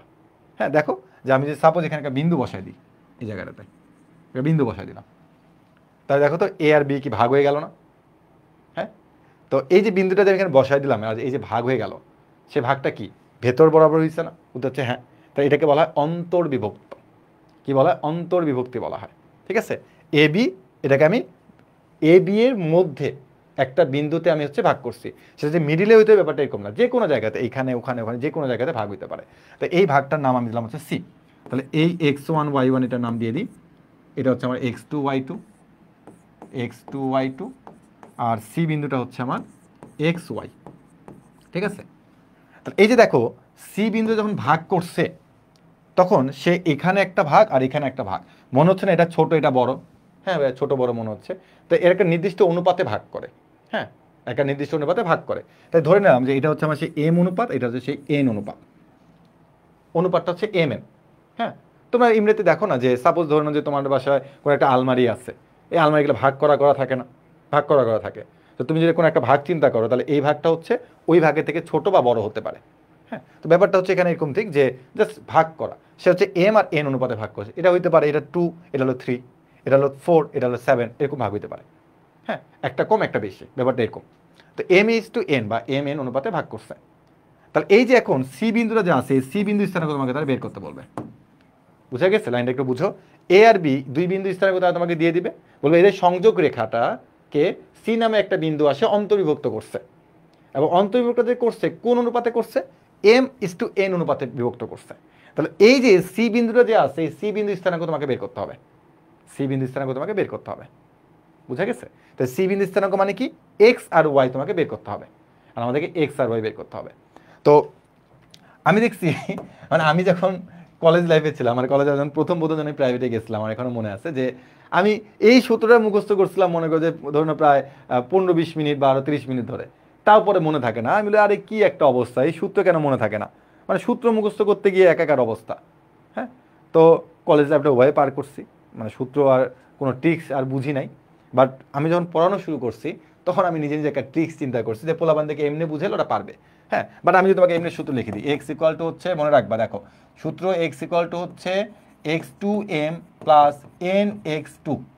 হ্যাঁ, nx2 নিচে হচ্ছে m প্লাস n। হ্যাঁ, আবার y এর ক্ষেত্রে আবার একটা সূত্র দিয়ে দিলাম। হ্যাঁ, তো এটা x1 হবে। তো এখন পরীক্ষার হলে আসলে ভুলে যায় যে কখন x2 হবে, কখন x1 হবে, কখন m হবে, কখন n হবে, এগুলো ভুলে যায় পোলাপান। আমি নিজে তো ভুলে যেতাম প্রথম দিকে। তো এইটাকে আমরা সুন্দর করে আসলে তোমাকে উপস্থাপন করতে পারবো আমরা। সেটা কিভাবে দেখো, সেটা হচ্ছে আমাকে এক্স বের করতে হবে, আমাকে ওয়াই বের করতে হবে, তাই না? এক্স আর ওয়াই। দেখো আমি যেমনি বুঝাবো তুমি যদি এমনি বুঝো, জীবনে এই সূত্র তোমাকে মুখস্থ করা লাগবে না, সূত্র মুখস্থ করাই লাগবে না। এটা কেমনি বুঝাবেন ভাইয়া? দেখো আমরা প্রথমে বলবো হচ্ছে আমাদেরকে অনুপাতটা যে দেওয়া আছে এম আর এন যেমনি দেওয়া থাকবে, আমরা সেই অনুপাতটা এখানে যোগ আকারে লিখবো। যেহেতু আমাদেরকে অন্তর্বিভক্তি বলছে, এই জন্য আমরা উপরে নিচে যোগ করে দেব। হ্যাঁ, সবার ক্ষেত্রে উপরে নিচে যোগ করে দেব। ঠিক আছে, যোগ করে দিলাম। অনুপাত যা বলবে এখানে, তোমার বই যদি এখানে M1 M2 থাকে, ওই M1 plus M2 M1 plus M2 লিখে দাও। বাট আমি এম এন দিয়ে বুঝে জানি, খুব সহজ লাগে তোমাদের কাছে। তাহলে যোগ করে দিলাম। কেন যোগ করছি? অন্তর্বিভক্তি, এই জন্য যোগ করছি, সহজ কথা এটাই। এরপরে লাইনটা বুঝো। এরপরে তোমাকে এখানে তুমি এক্স মানে এক্স বের করবা, তাই না? উত্তর হচ্ছে হ্যাঁ ভাই এক্স বের করবো। তো এক্স বের করলে শুধুমাত্র ভুজ নিয়ে কাজ করবা। কি নিয়ে কাজ করবো? ভুজ নিয়ে কাজ করবো। আমার আছে দুইটা ভুজ, একটা আছে x1, একটা আছে x2। তো আমি প্রথমে আগে x2 লিখবো। প্রথমে কি লিখবো? x2, পরে আমি x1 লিখবো, এবং আমার সূত্র কমপ্লিট হয়ে গেছে। আগে x2 পরে x1, শেষ সূত্র। এবার পরেরটাতে আসি, y আমার এখানে কোটি বসাইতে হবে। তাহলে আমার কাছে কোটি আছে দুইটা, y1 y2। আমি প্রথমে আগে y2টাকে বসাবো, আগে y2 পরে হচ্ছে y1, আগে y2 পরে y1, মানে আগে পরের কোটিটা বসাতে হবে, তারপর আগেরটা বসাইতে হবে। দেখো সূত্র বোঝা গেছে কিনা? প্রথমে m plus n m plus n m plus n m plus n, প্রথমে হচ্ছে x2 তারপর x1 তারপর y2 y1, শেষ। সূত্র মুখস্থ করবা না, সূত্র মুখস্থ করলে ভুলে যাবা, সূত্র মুখস্থ করলেই তুমি ভুলে যাবা, বিশ্বাস করো আর না করো। আমরা যখন অঙ্ক করব তখন আমরা সূত্রের কথা ভুলে যাব। আমাদেরকে যেগুলো দেওয়া থাকবে, হ্যাঁ ডাটা, সেগুলো দিয়ে হচ্ছে আমরা অঙ্কটা সলভ করে ফেলতে পারবো। ঠিক আছে, এই হচ্ছে আমাদের সূত্র। সূত্রের প্রয়োগ আমরা কিছুক্ষণের মধ্যেই দেখব। ছোট্ট একটা জিনিস শিখাই দিই। এই যে দেখো সি কিন্তু মিডিলে ছিল না, কম বেশিতে ছিল। বা যদি আমাদের এ বি এর সংযোগ রেখাটায় সি যদি মধ্যবিন্দু হয়ে যায়, সি বিন্দুটা মধ্যবিন্দু, সি কি মধ্যবিন্দু, যদি সি মধ্যবিন্দু হয়ে যায় এক্স ওয়াই, তখন আমরা এখানে মধ্যবিন্দু সূত্র অ্যাপ্লাই করব। এটা হচ্ছে x2 y2। তার মানে এটা আর এটার অনুপাত হচ্ছে সমান। এটা যদি m হয় ওটাও m, এটা যদি n হয় তাহলে ওটাও n। তো এখানে কিন্তু ভাইয়া সি বিন্দুটা দেখো, এটা কম ওটা বেশি, বা এটা বেশি এটা কম, যে কোনো একটা কাহিনী ঘটতে পারতো। বা যদি সি যদি একদম মিডিল পয়েন্টে পড়ে যায়, তখন তুমি মধ্যবিন্দু সূত্রে অ্যাপ্লাই করবা, যে x হচ্ছে কি x1 প্লাস হচ্ছে x2 ডিভাইড বাই হচ্ছে 2, আর y মানে হচ্ছে কি বলতো y1 প্লাস হচ্ছে y2 ডিভাইড বাই কি বলতো 2। এটা হলো মধ্যবিন্দুর ফর্মুলা। কার ফর্মুলা? মধ্যবিন্দুর ফর্মুলা। তো অন্তর্বিভক্তির মধ্যে যদি বিন্দুটা মধ্যবিন্দু হয়ে যায়, তখন আমরা আসলে মধ্যবিন্দুর ফর্মুলাটা অ্যাপ্লাই করব। ঠিক আছে?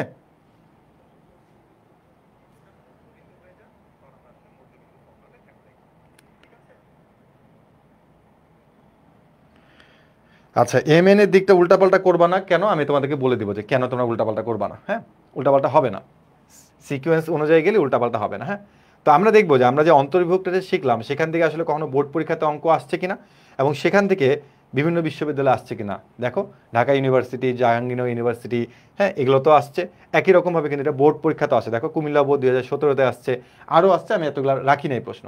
এটা রিসেন্টলি আসছে, দেখো রিসেন্টলি আসছে। কি বলছে? পি আর কিউ বিন্দুদ্বয়ের সংযোজক রেখাংশকে 2:1 অনুপাতে অন্তর্ভুক্তকারী বিন্দুর স্থানাঙ্ক নির্ণয় করো।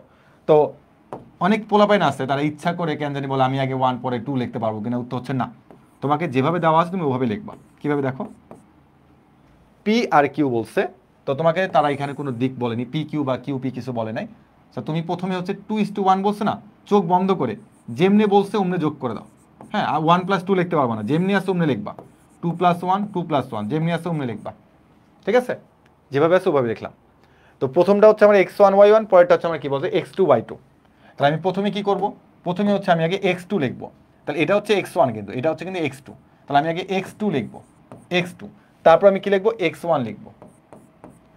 এরপর আমি কি করবো? আগে হচ্ছে y2 হচ্ছে কত 1, তারপর আমি লিখবো কি y1 কত -2। এখন একটু ক্যালকুলেশন করে দেখো কত আসে। এখান থেকে তোমার আসতে হচ্ছে 16 থেকে 1 গেলে উপরে 15, নিচে হচ্ছে 3, তার মানে হচ্ছে 5। আর এটাই করলে কত হচ্ছে দেখো 0/3, 0/3 0। ওকে, এখানে হচ্ছে মাইনাস হবে। হ্যাঁ, এটা মাইনাস দিয়ে দাও, মাইনাস হচ্ছে 5। এই যে -16 থেকে 1 গেলে হচ্ছে -15, -15/3 ইকুয়াল হচ্ছে -5। তাহলে দেখো তো কোনটা অ্যান্সার, দেখো তো নিজেরা পারছো কিনা। যদি না পারো কোনো সমস্যা নাই এটাতে আমার, কিন্তু পরেরটা পারতে হবে, পরেরটা না পারলে খবর আছে। Very good. এই তো দেখো, তোমরা যদি সূত্রের কথা চিন্তা করো, বিশ্বাস করো সূত্র মনে আস্তে আস্তে তোমার হাত থেকে 20 থেকে 30 সেকেন্ড নাই হয়ে যাবে। আর তুমি যদি বলো ভাই আমি আগে সূত্রটা লিখবো তারপরে মানটা বসাবো, বাইরে তাহলে কিন্তু তোমার মনে করো সময় পার হয়ে যাবে। হ্যাঁ, একটা অঙ্ক শেষ হবে না। তো সূত্র লেখা যাবে না, সূত্রটাকে ডিরেক্টলি তোমাকে এই সূত্রটার মধ্যে মান বসায় ডিরেক্টলি তোমাকে অঙ্কটা করতে হবে। ঠিক আছে, এই জিনিসগুলো শুরু থেকে প্র্যাকটিস করতে হবে। মানে তুমি ব্যাপারটা এরকম না তুমি সূত্র লিখছো তারপরে অঙ্কে মান বসাচ্ছ, ভাই তাহলে অনেক সময় চলে যাবে, এই কাজগুলো করা যাবে না। আমরা যদি একদম মানে কি বল ভেতর থেকে যদি বোঝার চেষ্টা করি, তাহলে দেখা যাবে যে না আমাদের সূত্র লেখার প্রয়োজন পড়তেছে না। তো আমাদের কলেজ লাইফটা এইভাবে শুরু করতে হবে কিন্তু। হ্যাঁ, আমি সূত্র দিয়ে দিয়ে অঙ্ক করতেছি, এটা আসলে কখনো অঙ্ক করার নিয়ম না। সূত্র লিখে অঙ্ক করা যাবে না, সময় নষ্ট হয়ে যাবে। ঠিক আছে। পরেরটাতে আসি। দেখো তো ভাইরা এই অঙ্কটা কি আমার করে দেওয়া লাগবে? এই অঙ্কটা আর আগের অঙ্কটা সেম নাকি রে? সেম। আরে সর্বনাশ, তুমি এটা খেয়াল করছো কুমিল্লা বোর্ডে যে অঙ্কটা, আচ্ছা একটু আলাদা হবে, একটু আলাদা হবে। দেখো তো ভাইয়া কি মনে হচ্ছে, আলাদা হবে নাকি আলাদা হবে না? এটা একটু আলাদা হবে। কেন আলাদা হবে একটু বলো তো, কেন আলাদা হবে? এর আগেরটাতে তোমাকে তারা কিছুই বলে নাই, হ্যাঁ, বাট এবার একটা কথা বলছে, একটু খেয়াল করে দেখো। এবার একটা কথা বলছে যে তুমি বললা যে হ্যাঁ আমার এটা x1 y1, এটা x2 y2 বলতে পারো, কোনো সমস্যা নেই, কিন্তু তারা ঝামেলা করছে এই জায়গাটাতে। দেখো পোলাপাইন এই জায়গাটা উল্টাপাল্টা করো, বি এ বলছে। হ্যাঁ, তো তুমি যদি একটা চিত্র অঙ্কন করো, আমি একটু চিত্র দিয়ে তোমাকে দেখাই, তুমি একটা চিত্র যদি অঙ্কন করো, হ্যাঁ চিত্র যদি একটা অঙ্কন করো, তোমাকে বলছে বি এ, মানে আগে হচ্ছে বি, আগে কে বি, তারপর কে বলতো এ, আগে বি তারপর কি বলতো এ, বি এ, বি বিন্দু স্থানাঙ্ক কত ভাইয়া -8,1, আর এ বিন্দু স্থানাঙ্ক কত ভাইয়া 1,-2, ঠিক আছে 1,-2। আর বলছে বি এ কে 2:1, হ্যাঁ 2:1, তার মানে এই যে এখানে একটা স্থানাঙ্ক কত, এটা হচ্ছে 2, এটা হচ্ছে কত 1, তাহলে সি বিন্দু স্থানাঙ্ক তোমাকে বের করতে হবে, সি বিন্দু স্থানাঙ্ক বের করতে হবে। হ্যাঁ, তাহলে এখন বলো তো x1 y1 কে আর x2 y2 কে। আর তুমি যদি বলো ভাই এটা x1 y1 এটা x2 y2, তাহলে কিন্তু ভুলে যাবে, কারণ তোমাকে তার প্রশ্নে বলছে বি এ, যদি তোমাকে তারা কোনো কিছু উল্লেখ করে না দেয় তখন তুমি এটাকে এ এটাকে বি হিসেবে চিন্তা করো, কোনো সমস্যা নেই। বা যখন তারা তোমাকে উল্লেখ করে দিবে তখন বুঝে নেবা যে নিশ্চয়ই কোনো ঝামেলা আছে। বি এ মানে হচ্ছে আগে বি পরে এ, তো এটা হচ্ছে x1 y1, এটা হচ্ছে এবার x2 y2, বুঝা গেছে বি এ। হ্যাঁ ওকে, তাহলে আমরা দেখো সি বিন্দু স্থানাঙ্ক এভাবে বলবো যে 2+1 2+1, হ্যাঁ, তো এটা কিন্তু x1 y1, ওটা কিন্তু x2 y2, তো আগে হচ্ছে কি হবে বলো তো 1 হবে, হ্যাঁ আগে হচ্ছে 1 হবে, তারপর হচ্ছে কি লিখবো বলতো -8 হবে। এবার হচ্ছে y 2+1 2+1, আগে হচ্ছে y2, তারপর হচ্ছে কি বলতো y1। এখন বলো ক্যালকুলেশন করলে কত হয়, নিচে হচ্ছে তোমার কত 3, আর উপর হচ্ছে তোমার -8, আর হচ্ছে +2, তার মানে হচ্ছে -6 -2, আর এখানে কত আসছে দেখো তো -4+1, মানে উপরে হচ্ছে তোমার -3, এখানে 3, মানে -1, তাহলে অ্যান্সার কত বলতো -2, -1। এই বাচ্চা কাচ্চারা বুঝছো -2 -1 কেন আসছে? হ্যাঁ, এটা কি ক্লিয়ার হয়ে গেছে যে কেন আমি x1 y1টাকে চেঞ্জ করে ফেলছি? কারণ আমাকে তারা বলছে বিএ করতে বলছে, এই জন্য আমরা x1 y1টাকে চেঞ্জ করে লিখছি। হ্যাঁ,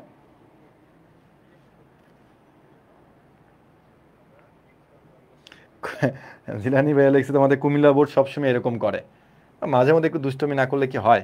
হ্যাঁ, দুষ্টমিটা করতে হয়। এবার যেটা কোর্স আসছে আমাদের সেটা হচ্ছে বিভিন্ন বিশ্ববিদ্যালয়ে আসা একটা অঙ্ক। দেখো ঢাকা ইউনিভার্সিটি আসা একটা অঙ্ক, তার মানে আমরা যে টাইপটা করলাম সেটা আসলে ঢাকা ইউনিভার্সিটির পরপর 2 বছর আসছে। দেখো 10, 11 এবং 14, 15-তে আসছে, এবং একই রকমভাবে জাহাঙ্গীরনগর বিশ্ববিদ্যালয় 14, 15, 15, 16-তে দিচ্ছে। তার মানে আর কি অন্য কোনো বিশ্ববিদ্যালয় আসেনি? আরও আসছে, আরও অঙ্ক ছিল, আমি এত অঙ্ক এখানে নিয়ে আসি নাই। ঠিক আছে, ওকে, তো চলো আমরা অঙ্কটা করি।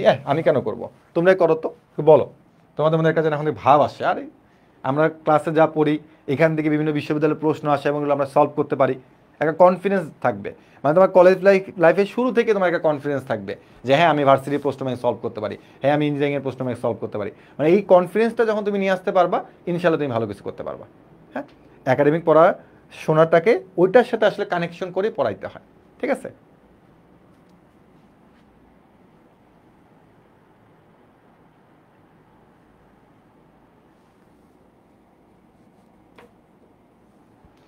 ওকে, কমেন্ট করো তো দেখি কে অ্যান্সার বলতে পারে।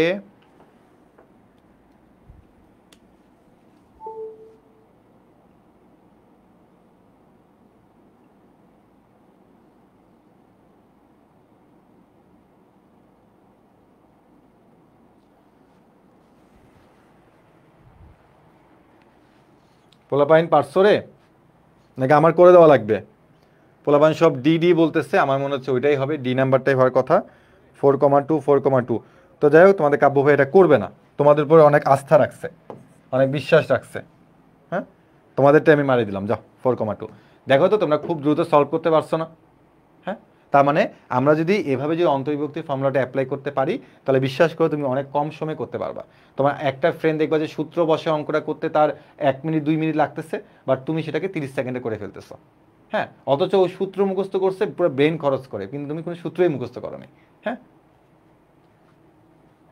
ভেরি গুড, এই তো সবাই উত্তর দিচ্ছে, ভেরি গুড, বাহ ভালোই লাগতেছে, ক্লাসের সবাই পারে। ওকে, এখন আমরা শিখলাম হচ্ছে অন্তর্বিভক্তিকরণ। এবার আমরা শিখবো হচ্ছে কি বহির্বিভক্তিকরণের ক্ষেত্রে বহির্বিভক্ত। হ্যাঁ, বহির্বিভক্ত। তো অন্তর্বিভক্ত মানে কি, ভেতরে বিন্দুতে কি করে বলতো, ভেতরে বিন্দুতে গিয়ে সে ছেদ করে ফেলতেছে, ভাগ করে ফেলতেছে। আর বহির্বিভক্ত মানে কিন্তু বাইরে থেকে বিভক্ত করবে। কোন দিক থেকে বিভক্ত করবে, বাইরে থেকে বিভক্ত করবে, হয় সেটা ডান পাশে অথবা সেটা বাম পাশে, যে কোনো দিক থেকে বিভক্ত করতে পারে। ঠিক আছে, তো সেই জিনিসটা আমরা একটু দেখি। সেই জিনিসটা আমরা একটু দেখি। ধরে নাও যে আমাদের এই একটা আছে রেখা, তো দুটো বিন্দু দিলাম, এ একটা বিন্দু x1 y1, বি একটা বিন্দু x2 y2। তো একটু আগে আমরা দেখছিলাম যে এ বি এর যে কোনো জায়গাতে সি নামে একটা বিন্দু আসে বিভক্ত করবে, যাকে আমরা অন্তর্বিভক্ত বলছি। বাট এবার আমাদের সি নামের বিন্দুটা এই এ বি এর ভেতরে করবে না, বাইরে করবে, হয় সেটা ডান পাশে অথবা সেটা কি বাম পাশে, যে কোনো একদিকে করতে পারে। তো আমি ডান পাশে দিলাম, নাম হচ্ছে x, y। তাহলে এখন এই বিন্দুটা আমরা বলবো, যদি আমরা এই এ বিকে যদি বর্ধিত করি, যদি আমরা এ বিকে বর্ধিত করি, এটা একটু বোঝার আছে কিন্তু, দেখো এ বিকে যদি আমরা বর্ধিত করে দিই সি পর্যন্ত, তাহলে সেটা কিন্তু এই এ বিকে কিন্তু বহির্বিভক্ত করছে। হ্যাঁ, এবং সেটার অনুপাত তোমাকে এভাবে চিন্তা করতে হবে, এ থেকে হচ্ছে সি এটা একটা অনুপাত, আর বি থেকে সি এটা একটা অনুপাত। এটা যদি এম হয় তাহলে এটা হচ্ছে এন। এখানে একটু বোঝার আছে, দেখো আমাদের বিভক্তটা কই করছে, বি এর ওই পাশে করছে, তাই না? তো যখন আমরা বিভক্তটা চিন্তা করবো তখন আমাদের এইভাবে বলতে হবে, দেখো এ থেকে সি যাইতে হবে বি থেকে সি, যেহেতু সি থেকে বিভক্ত করছে তো আমার সি কমন থাকা লাগবে। যেহেতু তুমি বলতে পারবো না যে এ থেকে বি, বি থেকে সি, এটা বলা যাবে না, তোমাকে বলতে হবে এ থেকে সি দেন বি থেকে সি। তখন বলবো যে সি হচ্ছে আসলে বহির্বিভক্ত করছে, সেটা কত অনুপাতে, m:n অনুপাতে বহির্বিভক্ত করছে। ঠিক আছে, তাহলে বহির্বিভক্ত মানে হয় ডান পাশে অথবা বাম পাশে, এগুলো বোঝার উপায় আছে। এম আর এন বড় ছোটোর উপর ডিপেন্ড করে আমরা বলতে পারবি ডানে নাকি বামে। তা আপাতত যেটা আমরা এমসিকিউ এর জন্য একটু জোর দিচ্ছি, আমরা এটা আপাতত শিখতেছি না। তাহলে আমরা মনে রাখবো যে বাইরের দিক থেকে বিভক্ত যদি করে তাহলে তাকে বহির্বিভক্ত বলা হয়। সেটা হতে পারে তোমার ডান পাশে, হতে পারে কি বাম পাশে, যে কোনো দিকে হতে পারে। আর সূত্র কীভাবে আসে বাইরে, সূত্রের প্রমাণ জীবন দেখতে যায় না। হ্যাঁ, এগুলো টোটালি আজাইরা কাজ হয়ে যাবে। এক্স আর ওয়াই, আমাদেরকে এক্স আর ওয়াই বের করতে হবে ভাইয়েরা, কিচ্ছু করা লাগবে না। এর আগে অন্তর্বিভক্তি যে সূত্রটা তোমরা শিখছো না, অন্তর্বিভক্তি যে সূত্রটা শিখছো না, কী দিয়ে শিখছো, প্লাস দিয়ে শিখছো না। তাহলে মনে রাখবা প্লাসের জায়গায় আমি খালি মাইনাস বসাবো, বহির্বিভক্ত ফর্মুলা চলে আসছে। কি বললাম, প্লাসের জায়গায় কি বসাবো, মাইনাস বসাবো, বহির্বিভক্ত কি চলে আসবে। ওকে, তাহলে আমরা হচ্ছে বলবো যে এখানে m1 আর m2 বলছি, তো আচ্ছা দিলাম m1 মাইনাস হচ্ছে m2, m1 মাইনাস হচ্ছে m2। ঠিক আছে, আমি এখানে m1 m2 যেহেতু দিচ্ছি তাহলে m1 m2 দিয়ে দিই। তাহলে এটা হচ্ছে আমার m1, এটা হচ্ছে আমার কি m2। ঠিক আছে, তাহলে আমি m1 minus m2, m1 minus হচ্ছে m2, একই রকমভাবে m1 মাইনাস হচ্ছে m2, m1 মাইনাস হচ্ছে m2। তুমি mn দিয়ে করলেও কোনো সমস্যা নাই, কিন্তু একই রকমভাবে আমরা x এর জন্য বলবো হচ্ছে x2, তারপর বলবো x1, y এর জন্য বলবো y2 y1। ভাইয়েরা সূত্র কি মুখস্থ করবা, মানে বহির্বিভক্ত সূত্র যারা মুখস্থ করবে হচ্ছে গাধা। কারণ তুমি কি গাধা হবা? না ভাই, আমরা তো কেউ গাধা হতে চাই না। ওই অন্তর্বিভক্ত সূত্র মুখস্থ করছো না, মুখস্থ তো করো নাই, ট্রিক্সটা মনে রাখছো না। অন্তর্বিভক্ত মানে হচ্ছে প্লাস হবে সব জায়গায়, আর বহির্বিভক্ত হচ্ছে প্লাসের জায়গায় একখান করে মাইনাস বসে যাবে, আর কোনো কাজ নেই। এতটুকু জিনিস খালি তোমাকে মনে রাখতে হবে, বহির্বিভক্ত হলে মাইনাস, অন্তর্বিভক্ত হলে প্লাস, এটাকে মনে থাকবে।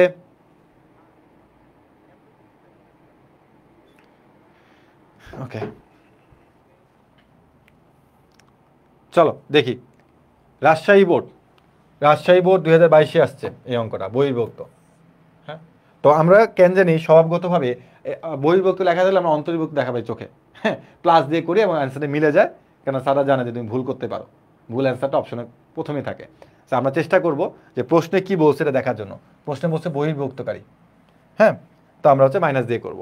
ঠিক আছে, তো এখানে কোনো কথাবার্তা কিছু বলে নাই, তো আমরা ডিরেক্টলি করতে পারবো। প্রথমটাকে x1 y1, তারপরটাকে x2 y2 ধরলাম। তো অনেক পোলাপাইন আছে যে 2 - 3 লিখতেও জানি কেন কষ্ট হয়, ও তখন কী করে 3 - 2 লেখে। এইসব কাজ করতে যাও না, তোমাকে যেমনি বলছে, তোমাকে 2 - 3 বলছে তুমি 2 - 3 লিখবা, তোমাকে 3 - 2 লেখার দরকার নেই। যেমনি আছে অনুপাতটা তুমি এমনি লেখো, হ্যাঁ লিখলা। এরপর কি বলবা দেখো, এরপর তুমি বলবা হচ্ছে আগে হচ্ছে আমার x2 হচ্ছে আমার 8, তারপর x1 হচ্ছে আমার কত বলতো -2, তারপর হচ্ছে আমার y2, তারপর হচ্ছে আমার কি বলতো y1। ওকে, তাহলে এখন দেখো তো ক্যালকুলেশন করলে কত হয়, 8 দুগুণে 16 মানে হচ্ছে +6, 16 আর 6 যোগ করলে কত হয় 22, আর নিচে কত -1 মানে হচ্ছে -22 ইকুয়াল টু -20 -12 -32 মাইনাস, আর নিচে হচ্ছে কত -1 মানে +32। তাহলে অ্যান্সার কিন্তু সি, অ্যান্সার কত সি, -22 32। দেখি তো কে কে পারছো। আরে এসব না, আমার আগে তোমরা অ্যান্সার দিয়ে দিচ্ছ, একজন ডি বলছো না, তুমি একটু প্লাস মাইনাস আপনি একটু খেয়াল করো, এখানে মাইনাস মাঝে প্লাস হয়ে গেছে, নিচে একটা মাইনাস মানে -22, আর এই মাইনাস আর এই মাইনাস উপরে প্লাস হয়ে গেছে, হ্যাঁ ওকে। তাহলে আমরা টপিক শিখতেছি, আমরা আমাদের পেইড ব্যাচে এভাবে পড়বো, একটা টাইপ শিখবো, দেন হচ্ছে ওই টাইপ থেকে বোর্ডে আসা অঙ্কগুলো আগে দেখবো, দেন এমসিকিউগুলো দেখবো, দেন হচ্ছে ওইটার সাথে রিলেটেড কোনো ভার্সিটিতে অঙ্ক আসছে কিনা এবং রিলেটেড কোনো ইঞ্জিনিয়ারিংয়ের প্রশ্ন আসছে কিনা আমরা কিন্তু সেটাও দেখে ফেলবো, হ্যাঁ। এবার দেখো বিভিন্ন বিশ্ববিদ্যালয়ে আবারও দেখো এই টাইপ থেকে কিন্তু বিভিন্ন বিশ্ববিদ্যালয়ে অঙ্ক আসছে, হ্যাঁ এইখান থেকে কিন্তু বিভিন্ন বিশ্ববিদ্যালয়ে অঙ্ক অলরেডি আসছে, জাহাঙ্গীরনগর, ঢাকা ইউনিভার্সিটি সব জায়গাতে কিন্তু প্রশ্ন আসছে। এটা কি নিজে থেকে পারা যাবে না? আচ্ছা আমি দেখি তো তোমরা পারো কিনা, হ্যাঁ তোমরা এটা করো, তাহলে একটা তোমাদের কনফিডেন্স আসবে, আরে আমরা তো পারি, আমরা তো পারি, তাই না?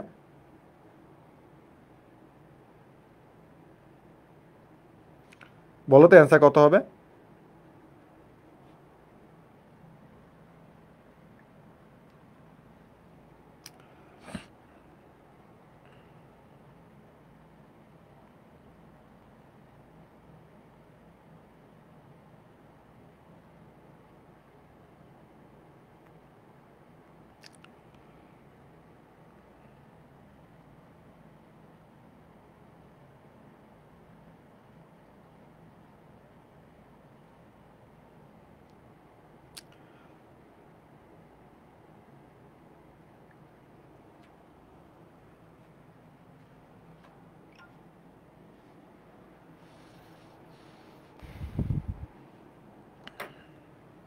দেখি কেডা কেডা করতে পারে। কেউ এ বলে, কেউ ডি বলে। ভাইয়েরা সঠিক অ্যান্সারটা দাও না রে ভাই, আমি তো চাই যে তোমরাই করো। অ্যান্সার এ -3 -10। দেখি বেশি উত্তর যেটা সেটাই সঠিক উত্তর, যেটা বেশি ওটাই সঠিক উত্তর, হ্যাঁ দেখি বেশি কোনটাতে ভোট পড়ে, এ। ওকে, তো যেহেতু এ বেশি ভোট পড়েছে, এ হচ্ছে উইন। আমি নিজে করলাম না অঙ্কটা, আমি তোমাদের উপর বিশ্বাস রাখছি, হ্যাঁ তোমরা যদি এ বলেছো আমি বিশ্বাস করে নিছি, যাও। আচ্ছা অনেকে আবার নান নান কইতাছে, নান নান কে, হ্যাঁ তো যেহেতু অনেকে, হ্যাঁ এ হইতে পারে রে। একটা যদি আমি করি 3 - 4 3 - 4, হ্যাঁ এখানে হচ্ছে 5, এখানে হচ্ছে 3, দেখি যে নান কইছে নাহলে পিটা বোঝায়। এখন 3 বাজে 15 আর 12, 3 -1 -3, ঠিক আছে আসছে, -3তে আসছে, পরেরটাও আশা করি চলে আসবে, পরেরটাও আশা করি চলে আসবে। ভাই একটু করিয়ে দেন, তুমি ক্লাসেই করো নাই, তোমাকে কেন করিয়ে দেবো, তুমি ক্লাসেই করো নি, বুঝছি আমি, করে দিয়ে দিলাম। একটা -3 বেরিয়েছে, একটা -10 তো বের হবেই। 3 - 4 3 - 4 2, আর এটা কত এখানে হবে -1 হবে, তাহলে হচ্ছে 6 প্লাস হচ্ছে 4 -1 -10, ঠিকই তো আছে, হুম এটা অ্যান্সার, হ্যাঁ করিয়ে দিলাম নাও। এবার সুন্দর আমরা এখন একটা টাইপ শিখবো, এটা হচ্ছে আমরা এমসিকিউ এর জন্য মনে রাখবো। বিশ্বাস করো এই টাইপটা অনেকে স্কিপ করে চলে যায়, অনেকে এমসিকিউ এর জন্য এখনো জানে না, এখনো অনেক ব্যাচ আছে যারা এটা জানেই না, হ্যাঁ কিন্তু এইটা আমার ক্লাসে যারাই থাকে তারা এটা পেরে যায়, এবং তোমরা এটা অবশ্যই ফ্রি ক্লাসে পেয়ে যাচ্ছ। সেটা কি, অক্ষের সাপেক্ষে বিভক্তিকরণ, এক্স অক্ষের সাপেক্ষে বিভক্তিকরণ বা ওয়াই অক্ষের সাপেক্ষে বিভক্তিকরণ। সেটা প্রমাণে যাচ্ছি না বা চিত্র দিয়ে বা বেসিক আমি যাচ্ছি না, আমি শুধুমাত্র এমসিকিউটা কীভাবে করবো সেটা আমি তোমাকে জানিয়ে দিচ্ছি, ঠিক আছে। এটা আসলে মেইন নিয়মে বড় বড় অঙ্ক, মানে বোর্ড পরীক্ষাতে এই টাইপের অঙ্ক আসে এবং সেই অঙ্কগুলো অনেক বড় হয়ে থাকে, কেন এখন সেরকম বড় অঙ্কে আমি আর যাচ্ছি না, হ্যাঁ অক্ষের সাপেক্ষে হচ্ছে বিভক্তি করো। তো এই জিনিসটা কি, সেটা হচ্ছে তোমাকে তার প্রশ্নের মধ্যে বলবে এক্স অক্ষের সাপেক্ষে তার বিভক্তিকরণটা কত হবে, ওয়াই অক্ষের সাপেক্ষে তার বিভক্তিকরণটা কত হবে। তো জিনিসটা ঠিক এরকম হবে, দেখো অঙ্কটা, যে তোমাকে তাহলে দুইটা বিন্দু প্রশ্নে দিয়ে দিবে, এ একটা বিন্দু আর বি একটা বিন্দু, দুইটা বিন্দু প্রশ্নে দিয়ে দিবে, দিয়ে বলবে যে এই যে দুটো বিন্দু আছে, বলবে যে এই দুটা বিন্দু সংযোগ রেখার কারণে এক্স অক্ষের সাপেক্ষে বিভক্তিকরণ কত হবে, এক্স অক্ষের সাপেক্ষে বিভক্তিকরণ মানে অনুপাতটা বের করতে বলবে, এক্স অক্ষের সাপেক্ষে বিভক্তিকরণ কি হবে। আর একটা হচ্ছে ওয়াই অক্ষের সাপেক্ষে বিভক্তিকরণটা কি হবে, মানে এক্স অক্ষের সাপেক্ষে বিভক্তিকরণটা কি হবে আর ওয়াই অক্ষের সাপেক্ষে বিভক্তিকরণটা কি হবে। ব্যাপারটা কি দেখো, আমি যদি তোমাদেরকে চিত্রটা দেখাই, হ্যাঁ, তাহলে তোমরা জিনিসটা আরো ক্লিয়ারলি বুঝতে পারবা। সাপোজ ধরে নাও যে তোমার এখানে একটা বিন্দু আছে আর এখানে একটা বিন্দু আছে, দুটা বিন্দু আছে। এখন তুমি যদি এই দুটা বিন্দুকে যদি যোগ করে দাও, তুমি যদি এই দুটা বিন্দুকে যোগ করে দাও, তুমি যদি এই দুটা বিন্দুকে যোগ করে দাও, এই দুটা বিন্দুকে যোগ করে দিলাম, তাহলে দেখো তো ভাইয়া এই দুটা বিন্দুকে যোগ করে দেওয়ার কারণে, ধরুন এটা এ বিন্দু, এটা বি বিন্দু, এখানে একটা অনুপাত, এখানে একটা অনুপাত, একটা নির্দিষ্ট অনুপাতে সে কি করছে, বিভক্ত করছে না। দেখো তো এক্স অক্ষরেখাটা একটা অনুপাতে কি করছে, এ বি এর সংযোগ রেখাকে বিভক্ত করছে। এটাকে আমরা দেখছি বিন্দু বিভক্ত করছে, অক্ষরেখা তো বিভক্ত করতে পারে, এক্স অক্ষ ওয়াই অক্ষ। তাহলে এই যে দেখো একটা নির্দিষ্ট অনুপাতে কি করছে বলো, বিভক্ত করছে। কে বিভক্ত করছে, এক্স অক্ষ। একই রকম ভাবে তুমি এখানে একটা বিন্দু, এখানে একটা বিন্দু দাও, ওয়াই অক্ষ বিভক্ত করছে। তুমি একটু বর্ধিত করো, দেখো এটা ওয়াই অক্ষ তাকে বর্ধিত করছে, তোমার বিভক্ত করছে। তার মানে আমরা যদি এ আর বি দুটাকে যদি যোগ করে দিই, তাহলে অনেক সময় সেটা কি এক্স অক্ষ তাকে বিভক্ত করে, আবার কি বলতো ওয়াই অক্ষ তাকে বিভক্ত করে ফেলে। হ্যাঁ, তো এই অঙ্কগুলো আমরা আসলে K:1 দিয়ে করে থাকি অনুপাতটা ধরে। তো আমি তোমাদেরকে এমসিকিউ শেখাচ্ছি। তো যদি কখনো এরকম আসে যে এক্স অক্ষের সাপেক্ষে বিভক্তিকরণ কি হবে, তুমি এই জিনিসটা অবশ্যই আজীবন মনে রাখবা, খুবই কাজে দেবে। বোর্ড পরীক্ষাগুলোতে এখন এই টাইপের অঙ্ক পরীক্ষাতে আসে। সেটা হচ্ছে তুমি বলবা হচ্ছে কোটিদ্বয়ের অনুপাত y1/y2, শেষ। এক্স অক্ষের বিভক্তিকরণ বললে তুমি বলবো হচ্ছে কোটিদ্বয়ের অনুপাত, আর কিছু বলার দরকার নেই, শেষ। আর ওয়াই অক্ষের সাপেক্ষে বিভক্তিকরণ বললে তুমি বলবো হচ্ছে ভুজদ্বয়ের অনুপাত, মানে x1/x2। এক্স অক্ষের সাপেক্ষে বিভক্তিকরণ বললে কি বলবা, কোটিদ্বয় অনুপাত। আর ওয়াই অক্ষের সাপেক্ষে বিভক্তিকরণ বললে কি বলবো বলতো, ভুজদ্বয় অনুপাত বলবা। ঠিক আছে, দেখো বুঝছো কিনা শাহিন ভাই? হ্যাঁ বলেন, 10 মিনিট লাগবে। ওকে, তাহলে দেখো এক্স অক্ষের সাপেক্ষে বিভক্তিকরণ বলে তুমি কি বলবা, কোটিদ্বয় অনুপাত y1/y2, শেষ অঙ্ক ওখানে। ওয়াই অক্ষের সাপেক্ষে বিভক্তিকরণ বলে কি বলবা, x1/x2, অঙ্ক এখানে শেষ। তো আমরা এটা এমসিকিউ এর জন্য অবশ্যই অবশ্যই মনে রাখবো, খাতার মধ্যে নোট করে রাখো। হ্যাঁ, কারণ পোলাপান কি করে, এটা তারা মেইন নিয়মে করতে যায়। ভাই মেইন নিয়মে করলে কি আর 1-2 মিনিটের কাহিনী নাকি, 5 মিনিটের অঙ্ক একটা। হ্যাঁ, তো চলো তো দেখি যে এখান থেকে আসলে এমসিকিউ কিরকম আসছে। প্রথমে আমরা দেখবো সিলেট বোর্ড রিসেন্টলি আসছে, আমি বললাম না যে এই টাইপের অঙ্ক এখন রিসেন্টলি বোর্ড পরীক্ষা দিচ্ছে। হ্যাঁ, বিগত বছরগুলোতে খুব কমই আসতো, বাট রিসেন্টলি এই টাইপের অঙ্ক খুব বেশি আসতেছে পরীক্ষাতে। কি বলছে দেখো, দুইটা বিন্দু বলছে, বিন্দুদ্বয়ের সংযোজক রেখাকে এক্স অক্ষ কত অনুপাতে বিভক্ত করে, অনুপাত জানতে চাইছে। তো এক্স অক্ষ বলছে, তো এক্স অক্ষ যদি বলে থাকে তাহলে আমরা কি শিখছি বলতো, এক্স অক্ষের সাপেক্ষে বিভক্তিকরণ মানে কি, কোটিদ্বয় অনুপাত -4/6। এখন বলতে হবে অনুপাত কি কখনো নেগেটিভ হতে পারে? তুমি কি আজীবনে দেখছো যে -2:3 অনুপাতে ভাগ করো? অনুপাত কখনো ঋণাত্মক হয় না, অনুপাত অলওয়েজ কি হয়, ধনাত্মক হয়ে থাকে। সো মাইনাস দিছে দোক, সমস্যা নাই। আমরা বলবো হচ্ছে কি বলতো 4:6, তাকে তুমি 2 দিয়ে ভাগ করলে কি হবে বলতো 2:3। মানে তুমি এখানে কাটাকাটি করে ফেলো, তুমি যদি এখানে কাটাকাটি করে ফেলো তাহলে 2 আর 3 থাকতেছে, কাটাকাটি করলে কত 2, 3, তাহলে তুমি কি পাচ্ছ 2/3। হ্যাঁ, তো এটাকে তুমি লিখবা হচ্ছে 2:3, মানে অনুপাত কখনো কি হয় না, নেগেটিভ হয় না। তাহলে অ্যান্সার হচ্ছে কত, 2:3। এই পোলাপাইন বুঝা গেছে কিনা? হ্যাঁ, গুড। তো এখানে আমরা একটা জিনিস শিখবো, কি জিনিস দেখো তো ভাই, নিচের চিহ্নটা কি প্লাস, এই চিহ্নটা কি মাইনাস। হ্যাঁ, তো আমরা একটা জিনিস শিখবো যে অনুপাত ভিন্ন চিহ্ন হলে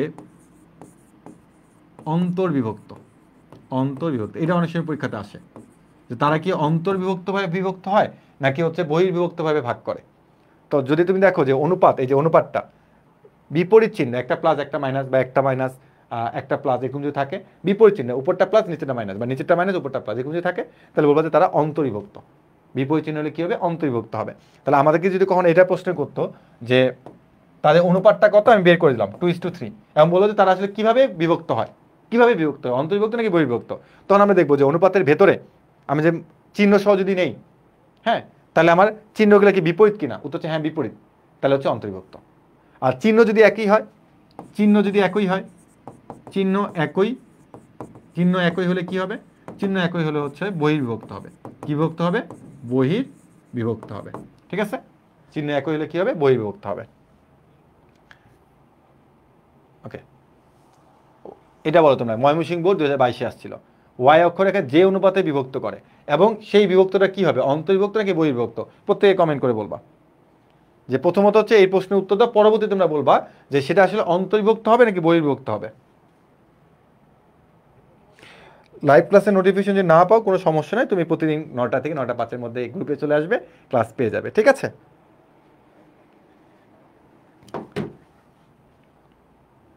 ওকে, দেখো তো পারা যাচ্ছে কিনা। ওয়াই অক্ষে, ওয়াই অক্ষ বলতো তার মানে কি বলতো, ভুজদ্বয়ের অনুপাত উল্টা, ওয়াই মানে ভুজ হবে এখানে, -3 আর কত 6, তাহলে কাটাকাটি করলে কত হচ্ছে বলো তো? 2:3, 2:3, এটাও 2:3, একই অঙ্ক নাকি? না, একটু আলাদা আছে। এবং সেটা কি অন্তর্বিভক্ত নাকি বহির্বিভক্ত একটু বলো তো? অন্তর্বিভক্ত। কথা হচ্ছে কেন অন্তর্বিভক্ত? কারণ দেখো চিহ্ন আলাদা, এটার একটা চিহ্ন দেখো আর এটার একটা চিহ্ন প্লাস, তার মানে এটা কি? অন্তর্বিভক্ত। ঠিক আছে, অন্তর্বিভক্ত।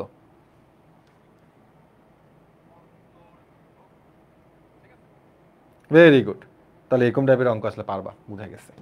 তাহলে দেখি তো আসলে এরকম টাইপের অঙ্ক কোনো ভার্সিটিতে আসছে কিনা। ওয়াও, জাহাঙ্গীরনগর ইউনিভার্সিটিতে 19-20-এ এসেছিল।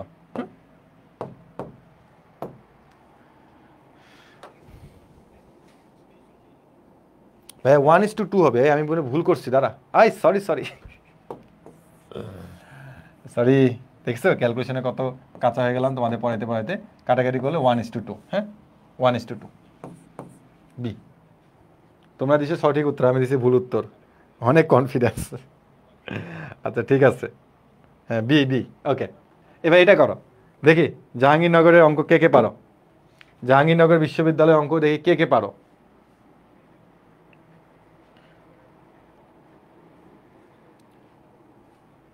কি কনফিডেন্স কি পাচ্ছ যে আমরা একটা করে টাইপ শিখতেছি এবং সেই টাইপ থেকে বোর্ডে আসা অঙ্ক সলভ করে ফেলতে পারছি, এবং রিসেন্টলি 2023-এ আসা বোর্ড প্রশ্ন সলভ করতে পারতেছি, ভার্সিটির প্রশ্ন সলভ করতে পারতেছি, ভালো লাগতেছে না? ওকে, সো ক্লাস তোমরা যে কয়েকজনে করো না কেন বা যারাই করো না কেন, যখন তুমি ক্লাসটা বুঝবা, যখন তোমার মধ্যে একটা স্পৃহা চলে আসবে যে না আমি তো ক্লাস করার মাধ্যমে তো আমি তো অনেক কিছু সলভ করতে পারতেছি, যে কোনো প্রবলেম সলভ করতে পারতেছি, তখন তুমি কিন্তু রেগুলার ক্লাসে অ্যাটেন্ড করবা। হ্যাঁ, কারণ ক্লাসে শিক্ষার্থীরা তখনই অ্যাটেন্ড করে না যখন সে মনে করে না এটা দ্বারা হচ্ছে না, সম্ভব না, এই না সেই না। বাট যখন তুমি দেখবে যে না তুমি তো পারতেছো সব কিছু, তখন তোমার মধ্যে একটা আকাঙ্ক্ষা থাকবে যে না আমাকে রেগুলার ক্লাস করতেই হবে।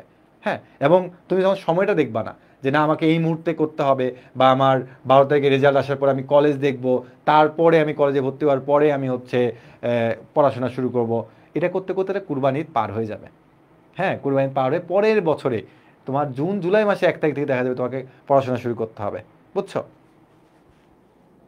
ভাইয়া? ডি অ্যান্সার, কোনোটি নয়। ওকে, এক্স অক্ষ মানে কোটিদ্বয় অনুপাত 7/3, 7:3, 7:3, তার মানে হচ্ছে কোনোটিই নয়, কোনোটি নয়, কোনোটি নয়।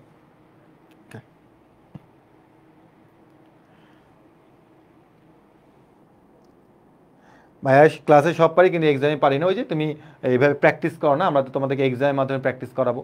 হ্যাঁ, এবং আমাদের প্রতিটা চ্যাপ্টারের উপরে আমরা আরও এক্সাম রাখবো, মানে আপাতত আমরা এক্সাম কম রাখছি আমাদের পেড ব্যাচে, বাট আমার আর তোমাদের সবার টার্গেট আছে যে আমরা এক্সট্রা অনেক এক্সাম তোমাদের নিব, এক্সট্রা অনেক এক্সাম আমার ওয়েবসাইটে দিয়ে রাখবো, তুমি তোমার মতো করে এক্সাম দিতে থাকবা, যতবার খুশি ততবার এক্সাম দেবা, এক্সাম করবা, প্র্যাকটিস করবা, তাহলে অবশ্যই পরীক্ষা হলে পারবা। ক্লাসে করলে আর তারপর তুমি বাসায় প্র্যাকটিস করলা, এইটা দিয়ে শেষ হবে না, অবশ্যই তোমাকে রেগুলার এক্সাম দিতে হবে, এক্সামের গুরুত্ব অনেক বেশি, তারপর তুমি মেন এক্সামে গিয়ে বসবা। বুঝছো? মানে তুমি ধরো কোনো একটা মাঠে গেছো খেলতে, তুমি কোনো প্র্যাকটিস করোনি, তুমি জীবনে ব্যাট হাতেই ধরো না, তুমি ক্রিকেট খেলতে গেছো, তাহলে কি হবে? তো অবশ্যই তোমাকে ক্রিকেট খেলতে যাওয়া বা যাই করতে যাওয়া না কেন তোমাকে অবশ্যই আগে থেকে প্র্যাকটিস করতে হবে, আগে থেকে জানা থাকা লাগবে। এক্সামের ব্যাপারটা এরকম যে এক্সামে তুমি তখনই ভালো করবে যখন তুমি আগে থেকে এক্সাম দিবা, আগে থেকে প্র্যাকটিস করবে, তখনই ভালো করতে পারবা। বুঝছো? আরেকটা কথা ইনফরমেশন মধ্যে একটু জানিয়ে দিই, যারা এরকম চিন্তা করতে পারো যে ভাই আমার কলেজে আমার এসএসসি রেজাল্টটা দিক, তারপরে কলেজে ভর্তি হয়ে তারপরে আমি পড়াশোনা শুরু করবো, ভাই বিশ্বাস করো তুমি এখান থেকে অনেক পিছিয়ে যাবা। দেখো তোমাদের কলেজ ভর্তি হওয়ার পরে তোমার ঈদ চলে আসবে, মানে কলেজ ভর্তি হইতে হইতে ঈদ চলে আসবে, কুরবানির, এবং কুরবানিদের পরে জুলাই মাসে 1 তারিখ থেকে কলেজে ক্লাস শুরু হবে। আর কলেজে তুমি কি ভাবছো যে খুবই সুখ, মানে আমি যদি আমার লাইফের কথা বলি যে আমার লাইফের কোন অংশটুকুতে আমি এনজয় করিনি বা কোনো দিকে ছোটাছুটি করিনি বা আমি কখনো জীবন কি এটা আমি কখনো আমি মানে বুঝতে পারি নাই, সেটা হচ্ছে কলেজ লাইফটা। কলেজ লাইফটা এত দ্রুত সময় চলে যায়, প্লাস হচ্ছে এত পরিমাণে প্রেশার থাকে যে আসলে তখন একটা আফসোস চলে আসিস আমি যদি আগে আরেকটু ভালো করে পড়তাম তাহলে আমার কলেজে আসার এত প্রেশার হতো না। হ্যাঁ, এখন কলেজে তুমি দেখো, আমি তোমাকে রুটিনটা বলি, তোমরা যারা ঢাকার কলেজের কথা চিন্তা করতেছো, এখন অনেক সরকারি কলেজে এরকম হয়ে গেছে, তোমাকে সকালে যেতে হবে। তুমি ঢাকার কলেজে যেতে পড়লে হয় মর্নিং শিফট বা ডে শিফট। আর মর্নিং শিফট বা ডে শিফট মানে কি 7টা থেকে 12টা অথবা 12:30 থেকে 4টা বা 4:30 বা 5টা পর্যন্ত কলেজ থাকে। তা তুমি এভাবে চিন্তা করতে পারো, ভাই আমার যদি ডে শিফট হয় 12:30 থেকে ক্লাস শুরু হবে, তো ভাই আমি 11টা পর্যন্ত পড়াশোনা করবো, দেন আমি কলেজে যাব। এরকম হয় না। আবার তুমি যদি এটা চিন্তা করবে আমার মর্নিং শিফটে, ঠিক আছে ভাই মর্নিং আমি কলেজ করব, পরের সময়টা তা আসবে এটা আমি পড়াশোনা করব, তাও হয় না। অনেকটা সময় নষ্ট হয়ে যায়, অনেক সময় নষ্ট হয়ে যায়। বুঝছো? মানে কলেজে যাওয়ার মিনিমাম 1 ঘন্টা আগে তোমাকে রেডি হইতে হবে, কলেজে যাইতে হবে, দেন কলেজ থেকে আসতেও তোমার ধরনের 1 ঘন্টা, যত কাছাকাছি হোক না কেন সব কিছু মিলে 1 ঘন্টা চলে যাবে। এরপর তোমার আসলে কোনো এনার্জিও থাকবে না যে তুমি কলেজ থেকে এসে বা কলেজে যাওয়ার পূর্ব মুহূর্তে বা কলেজ থেকে এসে তুমি পড়াশোনা করতে বসছো, এরকম হবে না। এখানে একটা সময় গ্যাপ চলে যাবে। অর্থাৎ গ্যাপগুলো কীভাবে যায় তোমার মাথায় তুমি কোনো চিন্তাও করতে পারবে না। তারপরে আবার আরেকটা থাকে ল্যাব। হ্যাঁ, ল্যাবের মধ্যেও প্যারা খাবা। ঠিক আছে, অনেক কলেজ থাকে ল্যাবে এত পরিমাণ প্যারা দেয় যে ল্যাবের প্যারা তুমি 4টা 5টা 6টা পর্যন্ত তুমি কলেজে আসছো, তোমার মর্নিং শিফট কিন্তু তুমি 4টা পর্যন্ত কলেজে আসছো। হ্যাঁ, এরকম হয়ে থাকে। মানে সময় কীভাবে চলে তুমি টেরও পাবা না। এবং কলেজগুলো যে রুলস অ্যান্ড রেগুলেশন থাকে সেগুলো মানে পড়াশোনা কি তার থেকে রুলস অ্যান্ড রেগুলেশন বেশি। এটা যদি বিশ্বাস না হয় তুমি যে কোনো একটা কলেজে ভর্তি হয়ে দেখবা। হ্যাঁ, এখন সরকারি অনেক কলেজে অনেক রুলস করে ফেলছে, বাট কলেজের রুলসগুলো মনে রাখবে স্কুলের রুলসের থেকে আরও বেশি ভয়াবহ কঠিন। হ্যাঁ, যে এই রুলসগুলো মানতে হবে, আবার কলেজে ভালো রেজাল্টও করতে হবে, নাহলে আবার গার্ডিয়ান দেখবে, অনেক ঝামেলা আছে। তো অনেক স্টুডেন্টকে আমি দেখছি যে কলেজের এইরকম রুলস রেগুলেশনে সে বিরক্ত হয়ে যায়। তো কেন বিরক্তটা আসবে? তখনই বিরক্ত আসবে যখন তোমার পড়াশোনাটা হবে না, তখন তুমি রুলস অ্যান্ড রেগুলেশনটা মানতেও চাবা না এবং তোমার কাছে এইসব ভালো লাগবে না। সো এই জন্য আমি বলবো তুমি তোমার কলেজ লাইফটা শুরু করার আগেই কিছু চ্যাপ্টার এগিয়ে রাখো। কলেজে ক্লাস শুরু হতে না হতে তোমাকে বলবে এই সিটি এক্সাম দাও, এই হাফ ইয়ারলিতে এক্সাম না টার্ম, তোমার সিটি এক্সাম বা তোমার যে কোনো আর কি ক্লাসের ওটাকে কী যেন বলে তোমাদের নটরডেমে যেটা হয়ে থাকে, কুইজ বলো, তো এই টাইপের এক্সামগুলো হয়ে যাবে। তো তখন তুমি আসলে এত সময় পাবে না। দেখা যাবে যে কলেজে একটা চ্যাপ্টার 4 থেকে 5 দিনে শেষ হয়ে গেছে, তুমি নিজেও চিন্তা করবে আরে 4 থেকে 5 দিনে কেমনে শেষ হয়ে যায়। ত্রিকোণমিতি আমার এখনও মনে আছে, ডিআরএমসি কলেজে আমি যখন পড়ছি, ত্রিকোণমিতির চ্যাপ্টার 5 দিনে শেষ হয়ে গেছে। ত্রিকোণমিতির চ্যাপ্টার 5 দিনে শেষ হয়ে গেছে। 5 দিনে ক্লাস, কলেজে ক্লাস হয় কতক্ষণ করে, 40 মিনিট করে ক্লাস হয়, 40 মিনিট করে 5 দিনে ক্লাস শেষ হয়ে গেছে।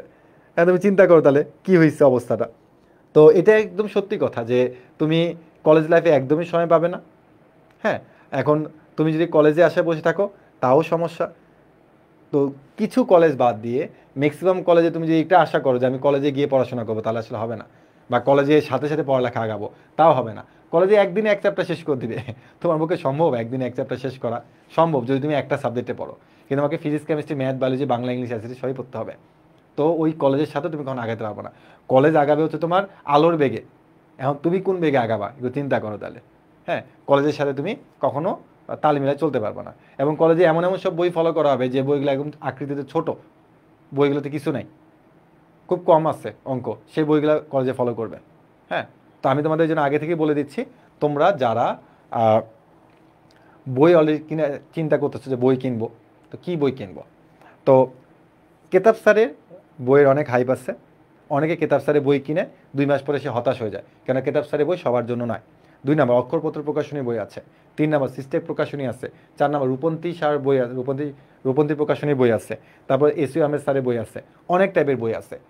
আমি জাস্ট তোমাকে একটু ক্যাটাগরি করে বলে দিচ্ছি। কেতাব স্যারের বই, এই বইটা সবার জন্য না। এবং শুরুতে তুমি যদি এই বইটা দেখতে যাও তাহলে ম্যাথের প্রতি ভালোবাসা তোমার চলে যেতে পারে। হ্যাঁ, তো বাট এই বইটা তোমাকে ইঞ্জিনিয়ারিংয়ের জন্য ফলো করতে হবে। তোমার যদি ইঞ্জিনিয়ারিং প্রিপারেশন নিতে চাও বা ইঞ্জিনিয়ারিংয়ে তুমি অ্যাডমিট হতে চাও বা পরীক্ষা দিতে চাও, তোমাকে অবশ্যই কেতাব স্যারের বইটা ফলো করতে হবে। তবে আমি বলি সবসময় একজন শিক্ষার্থীকে যে তুমি আগে অন্য একটা বই পড়ো। সাপোজ তুমি অন্য একটা বই নিচ্ছ, সেটা হতে পারে সিস্টেকের বই, সেটা হতে পারে অক্ষরপত্র প্রকাশনের বই, সেটা হতে পারে রূপন্তী প্রকাশনের বই, যে কোনো একটা বই তুমি আগে দেখাবো, তারপর তুমি হচ্ছে কেতাব স্যারের বইটা দেখতে পারো, যে ওইটা বাদ দিয়ে আরও এক্সট্রা কী কী ম্যাথ আছে সেগুলো তুমি দেখবা। কিন্তু তুমি যদি শুরুতেই একদম শুরুতে তুমি কেতাব স্যারের বই দেখে তুমি কয়েকটা অধ্যায় করলা, বাট কোনো না কোনো এক সময় গিয়ে তুমি বলবা যে এত কঠিন কেন বই, বা এত কঠিন লাগতেছে কেন। তো এই জন্য আমি সাজেস্ট করি যে তুমি যদি একদম মানে তোমার যদি একটু হলো ম্যাথে একটু প্রবলেম থাকে বা তোমার একটু ম্যাথে ক্যালকুলেশন একটু ঝামেলা হয়ে থাকে, তাহলে তুমি দুইটা বই নিবা। হ্যাঁ, যদি তোমার ইঞ্জিনিয়ারিংয়ের টার্গেট থাকে, কেতাব স্যারের বই নাও, তার সাথে আরেকটা বই নাও তুমি, অক্ষরপত্র প্রকাশনী বই বা তোমার কলেজে যেটা বই পড়ে সেটা তুমি দেখো। আর তুমি যদি বলো না ভাই আমাদের ইঞ্জিনিয়ারিং পসিবল না, তাই তুমি কেতাব স্যারের বই অ্যাভয়েড করো। তুমি অক্ষরপত্রের প্রকাশনী বই দেখো, সিস্টেকের বই দেখো, রূপন্তী প্রকাশনী বই দেখো। আর যদি তোমার মেডিকেলের টার্গেট হয়ে থাকে, তাহলে ভাই মেডিকেলের পরীক্ষাতে আর ম্যাথ আসে না, তাহলে তুমি টোটালি কেতাব স্যারের বই অ্যাভয়েড করবা। তুমি অক্ষরপত্র প্রকাশনী দেখো না সিস্টেক প্রকাশনী দেখো, এই দুটার মধ্যে একটা দেখো। কেন? কারণ তোমার দরকার এইচএসসিতে A+ পাওয়া এবং ম্যাথ সম্পর্কে একটা আইডিয়া নেওয়ার জন্য। তোমার এত কঠিন কঠিন ম্যাথ করা দরকার নেই, কারণ তোমার টার্গেট মেডিকেলে কোনো ম্যাথ আসে না। তো তুমি একাডেমিক লাইফে কেতাব স্যারের বই বা কঠিন বই, কঠিন কিছু ম্যাথ করে সময় নষ্ট করবে কেন? তুমি এই সময়টা এখানে না দিয়ে তুমি তোমার বায়োলজিতে সময় দাও, তুমি তোমার কেমিস্ট্রিতে সময় দাও, তুমি অনেক কিছু সময় দিতে পারো, তাই না? সো এই জন্য তুমি যে বইটা বেশি গোছানো সেই বইটা তুমি ফলো করো। হ্যাঁ, যেমন একাডেমিকের জন্য বেস্ট তুমি যদি চিন্তা করো, সিস্টেক প্রকাশনী বই একদম বেস্ট, এবং টাইপ আকারে দিয়ে দেওয়া আছে, একজন শিক্ষার্থী খুব সহজে বুঝতে পারবে। আর বেসিকগুলো তো তোমরা আমাদের ক্লাস থেকে নিতে পারতেছো, বেসিকের অভাব নেই বর্তমানে ইউটিউব চ্যানেলে। হ্যাঁ, তো অঙ্কগুলোকে গোছায় পাবা কোথায়? কেতাব তোমার সিস্টেক প্রকাশনীতে গোছানো আছে। আবার অক্ষরপত্র প্রকাশনীয় বইগুলো সুন্দর, অনেক কন্টেন্ট আছে, এক্সট্রা অনেক কনসেপ্ট আছে। আবার রূপন্তীর প্রকাশনী বই যদি দেখো, সেখানে ভাষাগুলো অনেক সহজ করে দেওয়া আছে। হ্যাঁ, তো তোমার আসলে টার্গেট কি বা তোমার আসলে অ্যাবিলিটি কি, তার উপর ডিপেন্ড করে তুমি একটা বই কিনবা। ভাইয়া বলছে, এক বড় ভাই বলছে এই বই কিনতে, বাজার থেকে যা কিনে নিয়ে আসছি, তাই তোমার এরকম 10টা বই কেনা লাগবে পরবর্তীতে, বুঝছো? মানে উদয় বই কিনে টাকা নষ্ট করার দরকার নেই, ঠিক আছে? তুমি রিভিউ দেখে সব কিছু যাচাই করে তুমি বই কিনো। হ্যাঁ, এবং ওই একটা বই তোমার একাডেমিক থেকে অ্যাডমিশন পর্যন্ত তুমি ইউজ করবা। অনেকে চিন্তা করে যে ভাই অ্যাডমিশনে গেলে একটা বই কিনে ফেলবো, ভাই এই বই শেষ করতে পারবো না, আবার তুমি একাডেমিকে অ্যাডমিশনে গেলে আবার নতুন বই কই থেকে কিনবা, বোর্ডের বই। হ্যাঁ, তো তুমি একাডেমিকে যে বইটা ভালো করে পড়বা, মনে রাখতে হবে ওই বইটাই যেন আমি অ্যাডমিশনে গিয়ে পড়তে পারি, সেই হিসেবে তোমাকে পড়তে হবে। হ্যাঁ, যে অঙ্কগুলো করবা সেই অঙ্কগুলো তোমার দাগানো থাকবে, মানে একটা গোছানো থাকবে। তুমি যে বইটা পড়ো, একটা পড়ো বা দুইটা পড়ো, এই দুটাকে তুমি অবশ্যই গোছায় রাখবা। যদি কখনো কোনো দিন শুনছো যে কোনো এক বড় ভাই তোমার বলছে যে ম্যাথের সে 3টা 4টা 5টা বই করে বইটা চান্স পাইছে, এটা টোটালি একটা চাপা মারা কথা। ওই 3টা 4টা 5টা বই পড়ার মতো সময় তোমার কলেজ লাইফে নেই। হ্যাঁ, যারা টপ করে তাদের সাথে আমাদের কথা হয়, তারা এতগুলো বই কখনো পড়ে না, সব রাইটারের বই কখনো পড়ে না, সময় হয় না। তো আরে সব রাইটারের বই তো একই রকম, সব বোর্ডের অঙ্ক তো সব বইয়ের মধ্যে আছে। এক্সট্রা কিছু ম্যাথ যদি তুমি পেতে চাও, তুমি কেতাব স্যারের বই দেখতে পারো, তুমি বিভিন্ন তুমি সহায়ক বই দেখতে পারো, সেখানে তুমি পেয়ে যাচ্ছ। তোমাকে ওই 4টা 5টা রাইটারের বই পড়তে হবে না। হ্যাঁ, ওগুলো টোটালি চাপা মারা কথা, ওগুলোতে বিশ্বাস ওটাতে কান দিবা না। একটা বই বা দুইটা বই ভালো করে পড়ো, ইনশাল্লাহ ভালো কিছু হবে, ঠিক আছে? আরেকটা কথা বলি, তোমাদের কলেজে যে কোনো সময় যে কোনো স্যারের বই ফলো করতে পারে। হ্যাঁ, তবে তোমার কাছে ওই বইটা ভালো লাগতেছে কিনা তার উপর ডিপেন্ড করবে। যদি তোমার মনে হয় না আমি বাজার থেকে এই বইটা আমি কিনবো, এটা বই আমি পড়লে ভালো করতে পারবো, তাহলে ওই বইটা তুমি কিনে ফেলবা, ঠিক আছে? কারোর উপর নির্ভরশীল হয়ে কোনো বই পড়তে যাবা না, যে কলেজে এই বইটা পড়া বাধ্যতামূলক, কিন্তু আমার কাছে মনে হচ্ছে ওই বইটা ভালো বা ওই বইটা রিভিউ ভালো, তুমি অবশ্যই ওই বইটাই পড়বা। হ্যাঁ, আমার মনে আছে আমি যখন কলেজে কলেজে তো তোমার বই নিয়ে যেতে হয়, তাই না? অনেকগুলো বই একসাথে, ফিজিক্স কেমিস্ট্রি ম্যাথ বলে এক একটা বইতে এই মোটা মোটা, তাই না? এক একটা বই এই মোটা মোটা বই, ফিজিক্স বইতে এই মোটা, কেমিস্ট্রি বই এই মোটা, ম্যাথ বইটা একটু চিকন আছে। তখন আমি কী করতাম, সবগুলো বই না নিয়ে গেলে আবার মাইট দেয়। তখন আমি কী করতাম জানো? যে সাপোজ ধরে নাও যে একটা বই আছে, একটা বই আছে, হ্যাঁ, এই বইয়ের উপরে আমি ফিজিক্সে কাভার লাগাইতাম, কেমিস্ট্রি কাভার লাগাইতাম, বায়োলজি কাভার লাগাইতাম, ঠিক আছে? একটা বই একটা অ্যাভারেজ সাইজ নিয়ে নিতাম। সো যখন স্যাররা বলতো বই আনছো, তখন আমি সুন্দর করে ওই কাভারটা উল্টা রাখতাম। তো স্যারও তার দেখবে না ভিতরে কী আছে, তখন ওই কাভারটা দেখতে, আচ্ছা ঠিক আছে, ফিজিক্স বই আনছে ক্লাসে, কেমিস্ট্রি বই আনছে ক্লাসে, ম্যাথ বই আনছে ক্লাসে। হ্যাঁ, আর কখনো এইটা হয় না যে তুমি টিফিন টাইমে বা তুমি ক্লাস টাইমে বসে বই পড়বা। হ্যাঁ, স্যার দেখলে পিটাবে পিছন দিক থেকে আসে যে আমার ক্লাসে অন্য সাবজেক্ট পড়তেছে কেন। সো এটা একটা মানে তোমার মনে করো যে ওই একটা প্যারা থেকে বাঁচতাম আর কি, যে অনেক ভারী হয়ে যায় তো ব্যাগ। তো যাই হোক, তোমরা আবার এই বুদ্ধি করিও না, তখন ধরা খাইলে আবার দেখা যাবে যে আমার নাম বলে দিছ, এসব করা যাবে না। হ্যাঁ, ওটা দুষ্টমি ছিল, তোমরা দুষ্টমি করে না, তোমরা বই নিয়ে যাবা।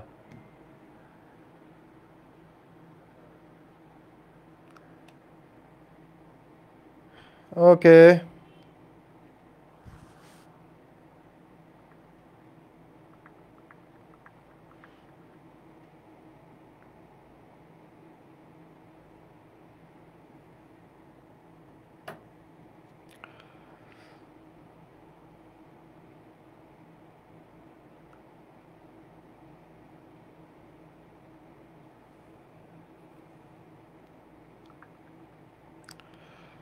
ওকে। তো আজকে আমরা আমাদের ক্লাসটা এই পর্যন্ত রাখবো। তোমাদের সাথে আবারও দেখা হবে নেক্সট কোনো ক্লাসে, বাট আগামীকাল থেকে বায়োলজি ক্লাস শুরু হতে যাচ্ছে।